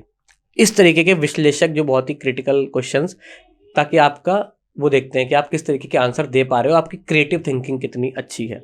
तो एक हिंदी में होता है और एक इंग्लिश में। ज़्यादा नहीं, 2 सवाल करने होते हैं उसमें, 2 से 3 सवाल ही करने होते हैं। जब आपका वो हो जाता है तो फिर आपका प्रैक्टिकल होता है। ISPCS की तरफ में से 5 लोग बैठे होते हैं जो NSD के डायरेक्टर्स होते हैं और थिएटर के प्रोमिनेंट होते हैं। 1-2 एक्टर भी बैठे होते हैं उसमें। तो जैसे मेरे में शायद यशपाल शर्मा सर बैठे थे। यशपाल शर्मा जी काफ़ी अच्छे एक्टर हैं वो भी। तो वहाँ पे फिर आपको पहले तो बोलते हैं कि हाँ भाई अपना नाम बताइए, चलिए एक डायलॉग बोल के दिखाइए। हो गया डायलॉग, अब गाना गा के दिखाइए। गाना आपको फिल्मी नहीं गाना है, जो थिएटर में गाने चलते हैं अच्छा, वो गाने होते हैं। अब जैसे थिएटर गाना मुझे याद है, मैंने प्ले किया था बकरी, तो उसमें एक गाना था। बकरी की कॉन्सेप्ट ये था कि ऊंचे जो लोग होते हैं, ऊंचे तबके के लोग कैसे गरीबों को बेवकूफ़ बना के पैसा वो करते हैं और उनको बहुत शोषण करते हैं। तो उसमें था कि जिससे धूल से शहरों में मची रंगरेलियाँ, जिससे धूल से शहरों में मची रंगरेलियाँ, उन पत्थरों के दम पे खड़ी है हवेलियाँ, उस आदमी को आदमी वो मानते नहीं, उस आदमी को आदमी वो मानते नहीं, जब काम निकल जाता है पहचानते नहीं। तो क्या नाटक के गाने आपको, और नाटक एक माध्यम होता है कहीं ना कहीं जो समाज में विकृतियां हैं या जो चीज़ें चल रही हैं, गरीबों की आवाज़, उनको दिखाने का तरीका। तो पहले के नाटक ऐसे ही होते थे, अब तो बहुत चेंज हो गया है। तो वो दिखाना होता था। फिर डांस भी करना होता है आपको, मतलब ढोलक और हारमोनियम लेके बैठे होते हैं, वो बजाएंगे, उस पर आपको क्लासिकल या जो भी आपको, ताकि लचक देखते हैं कि हाँ एक एक्टर के उसमें लचक होना, फ्लेक्सिबिलिटी बहुत ज़्यादा जरूरी है। वो करने के बाद आपको बिठा लेते हैं। फिर क्वेश्चंस पूछे जाते हैं नाटक से रिलेटेड, कि ये नाटक में ऐसा क्या था, इस नाटक के बारे में बताइए, ये नाटक आपने पढ़ा है, जो हमने PDF भेजी थी उसमें जो ये नाटक था इसके बारे में क्या कैसे है। और फिर आपसे पोइट्री कहते हैं सुनाने को, पोइट्री सुनाइए। उसको भी इसी तरीके के फॉर्म में, एक्टिंग के फॉर्म में आपको पोइट्री सुनानी है। जैसे हाँ, जैसे एक वो था रश्मि रथी का है कि वर्षों तक वन में घूम घूम बाधा विघ्नों को चूम चूम, सह धूम धाम पानी अक्षर पांडव में कुछ और निखर, सौभाग्य न सब दिन सोता है देखे आगे क्या होता है। उसको एक्टिंग फॉर्म में करके दिखाना। इतना होने के बाद आपको भेज देते हैं। फिर वो रिटर्न और आपके प्रैक्टिकल के आधार पर फिर लिस्ट होती है सिलेक्शन। उसमें 150 लोग सिलेक्ट किए जाते हैं। हाँ, जैसे 10,000 15,000 लोग फॉर्म भरते हैं, उसमें 150 लोग शॉर्ट लिस्ट किए जाते हैं। उन 150 लोगों को 1 हफ्ते के लिए फिर उस इंस्टीट्यूट में बुलाया जाता है। उनका 1 हफ्ते तक उनको ट्रेनिंग दी जाती है। सुबह से शाम तक उनकी क्लासेस होती हैं, लेक्चर्स होते हैं, और फिर एक एग्ज़ाम होता है। और उन 150 में फिर 26 लोगों का सिलेक्शन किया जाता है। अब शायद 28 हो गया है, मतलब आइडिया नहीं उतना, बट 26 से 28 ही है। 20 से लेकर 30, 20 से लेकर 30 तक का 26 से 28। और उनको फिर वहाँ पर 3 साल तक रह के उसी NSD में प्रशिक्षण लेना होता है। क्लासेस होती हैं, वहीं पे आपको रहना खाना होता है। आपको मिलता है सरकार की तरफ से 10,000 रुपये स्कॉलरशिप। मेरे टाइम पर 8,000 थी, मुझे नहीं मिली क्योंकि मेरा तो NSD में हुआ ही नहीं था। तो 8 या 10,000 रुपये स्कॉलरशिप है, वो मिलती है। वहाँ से करने के बाद फिर आपके पास 2 ऑप्शन होते हैं। या तो आप अपने शहर में, मेन जो इसका उद्देश्य है कि आप अपने शहर में जाकर थिएटर की विद्या को आगे बढ़ाएं, अपना एक इंस्टीट्यूट खोलें, या आपको ग्रांट मिलती है फिर सरकार की तरफ से 5 लाख 10 लाख की ग्रांट होती है, ताकि आप नाटक को बढ़ावा दें। और कुछ लोग अब क्योंकि बहुत स्पेस बढ़ चुका है सिनेमा का OTT आने के बाद, तो वो मुंबई निकल जाते हैं फॉर एक्टिंग फील्ड में आने के लिए। तो इस तरीके से है। तो जो भी शुरुआत करना चाहते हैं तो पहले बेसिक्स थिएटर के सीखना चालू करते हैं, अच्छे से नाटक को पढ़ें। लिटरेचर थिएटर का हर जगह अवेलेबल नहीं होता है, बट अब गूगल है, बहुत सारी चीज़ें हैं, तो वो लिटरेचर थिएटर का लिटरेचर बहुत अच्छे से पढ़ें कि नाट्य शास्त्र क्या है, बड़े बड़े अच्छे अच्छे नाटक पढ़ें, अभी ज्ञान शाकुंतलम हो गया और मोहन राकेश के आधे अधूरे, बहुत अच्छे अच्छे नाटक है, वो सब पढ़े फिर वो तब जाके। और पेशेंस रखना बहुत जरूरी, क्योंकि थिएटर में पेशेंस बहुत मांगता है। 3 साल आदमी जब थिएटर करके निकलता है ना, तो वो अलग ही बंदा दिखता है फिर आपको। अच्छा, ये भी नहीं कि थिएटर में निकलते हैं एनएसडी से आपको काम मिलने लगेगा। मेरे बहुत सारे दोस्त हैं जो 2019 में जिनका कंप्लीट हुआ है और अभी जाके लास्ट ईयर में, क्योंकि हर चीज़ बहुत टाइम लेती है बॉम्बे में भी, क्योंकि ऐसा माना जाता है कैमरा एक्टिंग और थिएटर की एक्टिंग बहुत अलग होती है। तो जो थिएटर सीख के गया उसको टेक्निक तो पता है, बट कैमरा एक्टिंग के लिए भी उसको थोड़ा सा फिर मोल्ड होने में थोड़ा सा टाइम लगता है। डिसिप्लिन कैसा है एनएसडी का, और एक एक्टर की लाइफ में डिसिप्लिन कितना ज़रूरी है? बहुत ज़्यादा, क्योंकि डिसिप्लिन रहेगा तो उसको वो अपने गोल्स भी डिसाइड कर पाएगा कहीं ना कहीं कि एग्जैक्टली मुझे करना क्या है। बिकॉज आई थिंक जो लोग हैं उनको सिर्फ एक पिक्चर दिखती है, हाँ, उसके पीछे की मेहनत नहीं दिखती। फ्रेंड दिख रहा है कि इसका ऐसा लाविश स्टाइल है फिल्म स्टार का, या एक्टर्स ऐसे रहते हैं, एक्ट्रेसेस ऐसे ही रहती हैं, but back and I think लोगों को नहीं पता है कि how much disciplined and how much effort it takes to be an actor और actress. And in the film making industry एक डायरेक्टर, एक टीम जो चाहिए, पूरी फिल्म मेकिंग टीम चाहिए, तो बहुत एक डिसिप्लिन आई थिंक बहुत ज़्यादा। जैसे मैं बताता हूँ, अगर एक एक्टर को फिट रहना बहुत ज़रूरी है, क्योंकि उसके पास कब कॉल आए, और एक्टिंग बहुत ही, जो शूटिंग होती है वो बहुत हेक्टिक काम होता है, बहुत ज़्यादा मेहनत लगती है उसमें। सबसे पहले आपका फिट होना, तो अगर आपकी डाइट या आपका खान पान डिसिप्लिन में नहीं रहेगा, आप कुछ भी खा रहे हो, तो जैसा कि मैं थोड़ा सा भी मोटा हो गया हूँ, तो अब कैरेक्टर ही नहीं है वैसा, क्योंकि इसमें थोड़ा सा फिट होना बहुत ज़्यादा ज़रूरी होता है। तो आपका खान पान अगर अच्छा होगा तो आप फिट रहोगे, दिमाग आपका फिट रहेगा, तब आप प्रॉपर तरीके से जो डायलॉग की प्रैक्टिस है या जो भी आपको एक्ट करना है, तब आप वो तभी अच्छे से कर पाओगे। डिसिप्लिन का दूसरा चीज़ ये है कि शूटिंग है, मान लो सुबह 4 बजे की, अगर आप डिसिप्लिन नहीं हो, या रिहर्सल है 6 बजे की और आप 7 बजे पहुँच रहे हो, बाकी टीम के लोग अफेक्ट हो रहे हैं ना, क्योंकि आपका भी तो रोल है उसमें। अब आपका वेट हो रहा है कि फलाने आएंगे, तब उनसे स्टार्ट होगा। बिकॉज मूवीज़ में ये दिखाया जाता है, जैसे संजू मूवी आई थी तो उसमें वो सीन भी दिखाया गया था कि संजय दत्त सर सुबह का शो था, और वो ही केम इन द इवनिंग, तो डायरेक्टर ने उसको बोल दिया था कि सुबह का शॉट था। एक मैं सबसे बड़ा एग्जांपल देता हूँ एक्टर्स की लाइफ में डिसिप्लिन का। राजेश खन्ना साहब अपने स्टारडम में इतना ज़्यादा वो चूर हो गए थे कि वो कहते थे समय हमारे हिसाब से चलता है, सुबह का टाइम होता था तो वो शाम को पहुँचते थे कि मैं बड़ा स्टार हो गया हूँ। तो एक डायरेक्टर ने बोल भी दिया था कि एक दिन आपको यही गुरूर आपको ले डूबेगा। तो वो इतने ज़्यादा एटीट्यूड में थे कि सब कुछ मेरे से ही चल रहा है। तो वो अब सुबह की, क्योंकि शूटिंग में बहुत खर्चा होता है, लाइट्स लगती हैं, इतने यूनिट वाले होते हैं, म्यूज़िक का है, कैमरा लगे हुए हैं, डायरेक्टर आए हैं, सेट पे लोग हैं, जूनियर आर्टिस्ट हैं, तो बहुत खर्चा होता है, खाने पीने का, तमाम सारी चीज़ें, मेकअप, ब्यूटी, कपड़े, लोकेशन। तो पूरे दिन अब वेस्ट हो गया, क्योंकि उसमें कितने सारे शॉट निकल जाते हैं। तो वो पैसा भी वेस्ट हुआ, टाइम भी वेस्ट हुआ, और आप अब आ रहे हो तो अब क्या किया जाए। लाइट का भी काफ़ी, डे लाइट का, नेचुरल लाइट्स का, तो एक एक्टर के लिए डिसिप्लिन इसलिए बहुत ज़्यादा जरूरी है कि टाइम पर आप पहुँचो वहाँ पर। बॉम्बे में इसलिए बहुत ज़्यादा डिसिप्लिन माना जाता है टाइम का। जैसे रिहर्सल्स होती है, अगर आप 6 बजे की रिहर्सल है, 6:10 हुआ तो दरवाजा बंद, फिर आप बाहर रहो, वापस जाओ, एंट्री ही नहीं। कोई शो हो रहा है, अगर 7 बजे का शो है तो 7 बजे दरवाजा बंद, फिर आप बाहर रह जाओ, टिकट ले आओ, चाहे जो ले आओ। मुंबई में ये चीज़ एटलीस्ट फॉलो हो रही है, कानपुर में तो खैर नहीं होती। कानपुर में 5 का टाइम है तो आदमी 6 बजे पहुंचेगा। लोगों का कि बहुत लाविश है, उसके पीछे हाँ बहुत, हाँ दूर के ढोल सुहावने होते हैं। एक्टर्स क्या होता है, जब वहाँ पहुँचता है तो ऑडिशन, हाँ सेम स्पोर्ट्समैन जैसे तपस्या से बनता है, वैसे एक एक्टर, कोई भी प्रोफेशन है, आई थिंक किसी भी प्रोफेशन में आप उसकी रिस्पेक्ट नहीं करोगे तो आपको सक्सेस नहीं मिलेगी। You have to be. अब वो घर से, एक तो हमारा क्या है ना, एक्टिंग को अभी उस चीज़ को लिया नहीं गया कि बीटेक जैसे हो गया, एमबीए हो गया। एक तरीके से आप देखो ना, एक्टिंग भी वैसी है। जैसे कोई लड़का अगर बॉम्बे पहुंच रहा है, दूसरे तीसरे महीने से, हाँ भैया कब दिखोगे फिल्म में, भैया कोई सीरियल नहीं मिला क्या? अरे यार बीटेक के लिए तुमने 4 साल भेज दिया उसको 3-4 साल दो तो। प्लस वो 3-4 साल में इन्वेस्ट करता है, वो ऑडिशन दे रहा होता है। तो कई लोग क्या होता है कि एक साल में भाई 50 ऑडिशन ही नहीं हुआ, लोगों ने 200 ऑडिशन देने के बाद उनको एक रोल मिलता है। करेक्ट, ठीक है ना। इवन कहो ना प्यार में जब स्क्रिप्ट मिली थी ऋतिक रोशन सर को, तो वो बोल रहे थे कि उन्होंने अपने आप लॉक उसमें, सॉरी कोई मिल गया में, हाँ कोई मिल गया, कि जब स्क्रिप्ट मिली थी ऋतिक रोशन सर को, तो he locked himself in room and to understand the script and understand the role of Rohit. तो it takes a lot of dedication. तो आप समझो ना, जब बड़े एक्टर इस तरीके से कर रहे हो तो आप तो अभी नए नए पहुंचे हो। जैसे अलाउद्दीन खिलजी का किरदार किया था ना पद्मावती में रणवीर सिंह ने, तो 1 महीने तक वो उसी ट्रॉमा में थे, क्योंकि वो बहुत क्रूर कैरेक्टर था।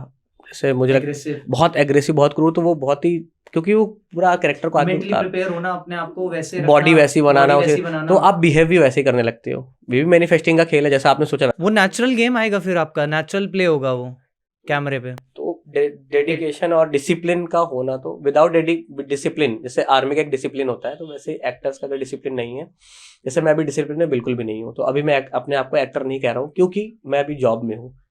बट हाँ, जब मैं बॉम्बे पहुँच के अभी फिर से चीज़ें शुरू करूँगा तो मुझे एक डिसिप्लिन मेंटेन करना पड़ेगा। सुबह जिम का, फिर ऑफिस का, फिर शाम कुछ भी खा लेना नहीं, डाइट का, ऑडिशन का, लोगों से मिलने का एक टाइम, तभी जाके चीज़ें आगे मूर्त रूप ले पाएंगे, अदरवाइज तो कनेक्टेड वो डेस्टिनी आपकी जो है।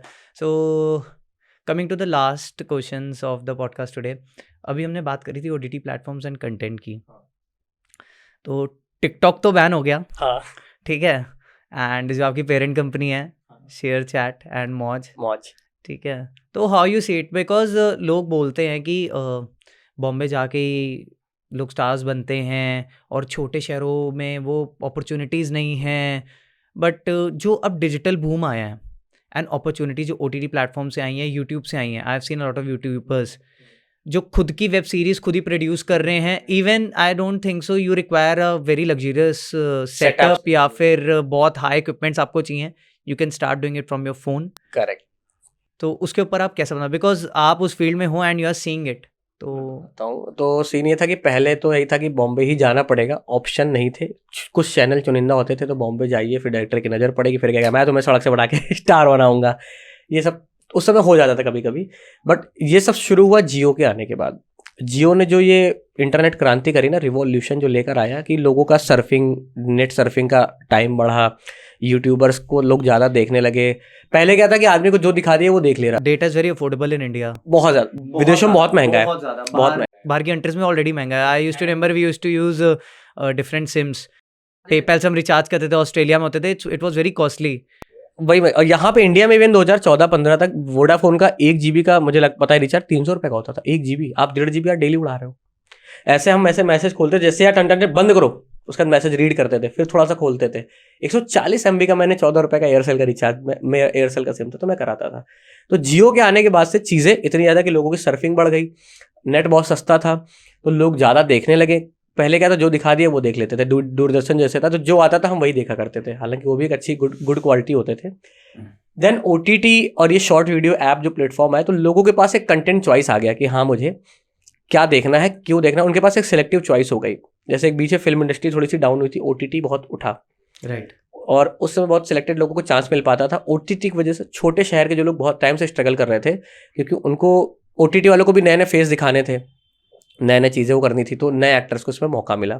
प्लस हम कंज्यूमर्स का क्या हो गया कि हमारे पास डेटा आ गया काफ़ी ज़्यादा, और हम इंडियंस काफ़ी ज़्यादा खाली भी हैं है ना, बहुत ज़्यादा ऐसा मानते हैं, क्योंकि ऑफिस के बाद बहुत सारा टाइम बचता है लोगों के पास, और बाकी जो खलियर है वे सब मसाला, तो अब हम बहुत सारा कंटेंट कंज्यूम कर रहे हैं, तो हम कंटेंट देख भी रहे हैं, तो जिसकी वजह से जो अच्छा कर रहे हैं तो वो उनको एक अच्छा चांस मिल रहा है। अब जैसे गाँव का एक व्यक्ति है वो वायरल हो रहा है, और अब मतलब वही जैसा आपने बोला ना कि अब आपको बम्बई जाने की ज़रूरत नहीं है, बिल्कुल सही बात है, क्योंकि इंटरनेट इतना पावरफुल हो गया है, एकदम से क्या वायरल हो जा रहा है आप भी नहीं समझ सकते हो। काचा बादाम, करेक्ट, ठीक है, कच्चा बादाम वायरल हुआ, बचपन का प्यार, करेक्ट, ठीक, ये सब, एंड उसका सॉन्ग भी आया बादशाह सर के साथ। हाँ, बादशाह के साथ सॉन्ग आ गया। आप सोचो अगर आप एक सिंगर होते, आपको बादशाह भाई तक पहुंचने तक लिए बट आई थिंक वो एक लक है, लेकिन जो कंसिस्टेंट है अपने काम में उसको आज नहीं तो कल तो सक्सेस मिलेगी। विशाल मिश्रा सर इसका बड़ा एग्जांपल है, उन्नाव शहर के हमारे अमित भड़ाना सर, भुवन बाम, तो भुवन बम के जो वीडियोस आते थे आप देखो, और अब जब ये OTT प्लेटफॉर्म्स आ गए तो मौके मिल गए लोगों के पास, इतने सारे OTT, तो उनके पास ऑप्शन है कि हम यहाँ भी जा सकते हैं। एंड अब ऑडियंस को पता है कि हमको क्या कंटेंट देखना है, तो जो ये छोटे छोटे OTT वाले हैं ये बहुत अच्छे कंटेंट को लेकर आ रहे हैं, तो वो अच्छा कंटेंट कंज्यूम कर रहे हैं, जिसकी वजह से नए नए अच्छे लोगों को मौका मिल रहा है। पंकज त्रिपाठी सर को, अगर मुझे नहीं लगता अगर ये OTT ना आया होता तो वो इतने ऊपर आए होते। तो एक बेस्ट फ़ायदा ये हो गया है कि जो छोटे शहर के लोग थे, अब जैसे रील बना रहे हैं तो रील के थ्रू किसी की एक्टिंग स्किल दिख जा रही है तो वो उसको बुला ले रहे हैं, आ जाओ, और वो अगर अपने आप को प्रूव कर दे रहा है। मैं टिकटॉकर्स की बात नहीं कर रहा हूँ, हालांकि पैसा वो भी अच्छा कमा रहे हैं सोशल मीडिया के थ्रू और यूट्यूब के थ्रू, बट उनकी उतनी रिस्पेक्ट नहीं है। आप किसी भी नॉर्मल चले जाओ किसी भी स्टेशन पर या किसी भीड़ वाले इलाके में, किसी टिकटॉकर का नाम ले लो आप, कोई नहीं जानता होगा, बट किसी एक्टर का एक नाम ले लो कि यार ये एक्टर, और फिर आप, that depends on his goal और एम्बिशन ऑल्सो। आई थिंक कि वो अपने कंटेंट को और अपने क्रिएटिविटी को कैसे आगे लेके परस्यू कर रहा है। तो यहाँ पर यही हो गया है कि OTT के आने के बाद लोगों के पास नए मौके आए, ऑडियंस को क्या मिला कि हमको नया कंटेंट देखने को मिल रहा है, हमारे पास कंटेंट ऑफ चॉइस है, तो वो अच्छा कंटेंट देखना चाह रही है, इधर अच्छा टैलेंट आगे आ रहा है। प्लस सोशल मीडिया के जो शॉर्ट वीडियो ऐप है, जैसे मैं मौज में काम करता हूँ, तो इसके थ्रू क्या है, वायरलिटी, जो वायरल वाली चीज़ होती है ना, तो इसके थ्रू लोग वायरल हो रहे हैं और उसके थ्रू भी उन्हें काम मिल रहा है, ब्रांड एंडोर्समेंट मिल रहे हैं, तो वो they need a good money, they need good money right now, उसी ब्रांड एंडोर्समेंट के थ्रू, और बहुत अच्छा पैसा कमा रहे हैं वो। तो अब ऐसा नहीं रह गया कि आपको मुंबई जाना है, दिल्ली जाना है तभी आप काम करेंगे। मेरी क्रिएटर है कानपुर में, लाइव करती है मौज पे, वो महीने के 2.5 लाख रुपए कमाती है। 2.5 लाख कम नहीं होता महीने का? महीने का। मेरी सैलरी नहीं उतनी, मुझे वही लगता था कि मैं लाइव कर दूं क्या। तो अभी बहुत चीज़ें चेंज हो गई, लाइव स्ट्रीमिंग प्लेटफॉर्म्स आ गए हैं जिसपे लोग रह के लाख। और यूट्यूब का ही अगर मैं एग्जांपल दूं तो यूट्यूब बहुत पहले से चल रहा है, बट अगर आप सोचो ना 1-2 साल पहले आप यूट्यूब बना लो और थोड़ी सी मेहनत कर लो, जितना आप यूपीएससी और सीबीएसई के लिए करते हो, जो यूपीएससी हो गया, IIT JEE की तैयारी हो गया, अगर आपका इंटरेस्ट है तो आप कहीं ना कहीं उतना आप अर्न कर लोगे, अगर आप डेडिकेशन और उसके साथ काम कर रहे हो तो लोग जैसे कहते हैं यार, यूट्यूबर जो पहले थे 2013, 2014, 2015 में, उन्होंने 8 साल पहले अपनी कंटेंट जर्नी चालू करी, तो दे हैव ग्रोन नाउ, अभी सैचुरेशन आ गया। हाँ, बट मुझे लगता है कि यार ऐसा नहीं है, अगर आपको कोई चीज़ पसंद है, जो आप बोल रहे हो, if you are loving something, मतलब आपका पैशन है, आप कुछ पैशन, आप किसी चीज़ को अच्छी लग रही है आपको, आप कर रहे हो और उसको डेली कर रहे हो और उसमें डेली इंप्रूव कर रहे हो, तो आज नहीं तो कल चाहे सैचुरेशन भी होगा ना, यू विल कम आउट। एक बात कही ना आपने इम्प्रूव वाली, तो इसके पहले एक चीज़ थी कि अपडेट अगर आप हो रहे हो टाइम के साथ, क्योंकि जनरेशन चेंज हो रही है। हम 90s किड्स थे, 90 में जो ये आया इंटरनेट का युग, तो इसने बहुत चीज़ें चेंज करी। हमारे आज की जेनजी जनरेशन बहुत तेज़ है, हमें तब कुछ पता नहीं होता था, अब वो गूगल पे फटाफट। तो अगर आप उस जनरेशन के साथ अपडेट नहीं करोगे, जैसे चैट GPT आया, तो उसके जैसे पहले कंप्यूटर आया था तो लोग कहते हैं कंप्यूटर दिक्कत करेगा, बट कंप्यूटर से चीज़ें ईजी हुई, ठीक है ना। और आपने अगर कंप्यूटर सीख लिया तो आप मार्केट में बने भी रहे और आपकी सैलरी भी बढ़ी। अभी जैसे चैट GPT अगर मैं सीख गया तो मैं मार्केट में बना भी रहूँगा, मेरी वैल्यू भी ज़्यादा रहेगी। तो उसी तरीके से कंटेंट क्रिएशन का है कि मार्केट आप देख रहे हो कि हाँ अब इस तरीके का कंटेंट बन रहा है, तो अगर आप उसके साथ अपडेट होकर कंटेंट क्रिएट करते हो, चीज़ें वही रखो, अपना फील देसी रखो, बट थोड़ा अपडेटेड वर्जन में सब चलेगा। तो आपको क्या लगता है अभी, जैसे मान लो कौन से टाइप के नीशेज हैं कंटेंट क्रिएशन में भी that are doing good? Like किसमें, मान लो कोई स्टार्ट करना चाहता है, अपना कंटेंट क्रिएशन जर्नी अभी स्टार्ट कर रहा है, तो वो किस नीश में स्टार्ट करे? तो एक इजी होता है ना, data is the key now. Find out करना पड़ेगा उसका इंटरेस्ट किस में है। अगर उसको एक्टिंग अच्छी लग रही है तो कुछ नॉस्टैल्जिक चीज़ों को लेके वो स्टार्ट कर सकता है कि बचपन में हमारा कैसे होता था, अभी क्या हो गया है, things versus then and now. Okay, ठीक है, डांस अगर उसको अच्छा लग रहा है तो जो ट्रेंड्स आ रहे हैं, या ट्रेंड्स नहीं भी है तो जो पुराने गाने हैं उनके रिमिक्सेस आ रहे हैं, उन पे अपना डांस कुछ ट्राई कर सकता है। ये तो क्रिएटर के ऊपर है कि उसको अच्छा, क्योंकि क्रिएटर कंटिन्यूसली उसी चीज़ में कर पाएगा जो उसको अच्छा लग रहा हो। अगर मैंने एक बार डांस कर लिया, लेकिन मैं डांसर नहीं हूँ, लेकिन मैंने एक बार ही कर लिया, फिर 2-3 वीडियो के बाद मुझे नहीं लगेगा यार नहीं हो रहा डांस, हटाओ यार क्या। बट अगर मुझे एक्टिंग अच्छी लग रही है तो मैं 15 मोनोलॉग, 20 मोनोलॉग, 30, 100 मोनोलॉग तक मैं बना ले जाऊँगा। ऐसे कॉमेडी का है, अगर आपको कॉमेडी अच्छी लग रही है तो आप कॉमेडी वीडियो क्रिएट करते जाओगे, आपको उसी तरीके के आइडियाज़ आते जाएंगे। तो ये आपके ऊपर डिपेंड, आप बोर नहीं होगे एक टाइम का, जो आपको पसंद है।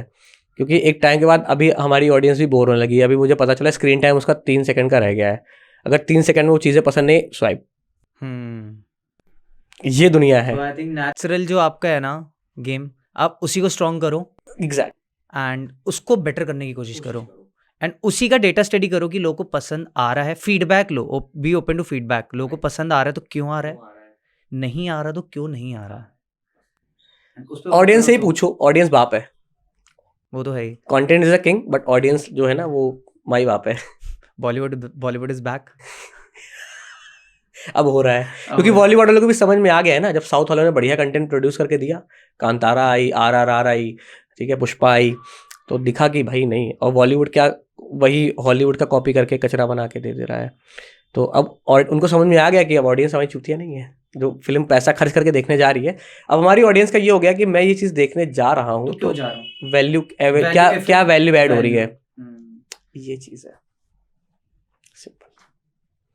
तो राघव भाई, बहुत मज़ा आया आपके साथ बात करके, मुझे भी बहुत अच्छा लगा, टाइम का हमें पता ही नहीं चला। हाँ ना, 2 घंटे बीत गए भाई। मैं चाहूँगा नेक्स्ट टाइम हम कुछ स्पिरिचुअलिटी पर अगर बात करें तो डेफिनेटली हम कंटिन्यू करने वाले थे, but time constraint, we have to think a lot of things. और बहुत अच्छा लगा आपने टाइम निकाला और Thank you so much. बहुत मज़ा आपके साथ बात करके। तो साइनिंग ऑफ टुडे शो से, और मिलते हैं नेक्स्ट एपिसोड पे राघव भाई के साथ जल्दी। थैंक यू, चाय अच्छी थी वैसे। तो गाइज आई होप आपको ये एपिसोड बहुत ज़्यादा पसंद आया होगा। राघव भाई के साथ जो हमने रिकॉर्ड किया था, बहुत ही एपिक कन्वर्सेशन रहा था। आप कमेंट सेक्शन में ज़रूर बताना कि और किस गेस्ट को आप एपिसोड पे देखना चाहते हो, so we can try and bring him or her as a guest on the episode and we can record their journey and record their valuable life lessons and share with you guys through the RST show. Signing off and see you next time. Bye bye.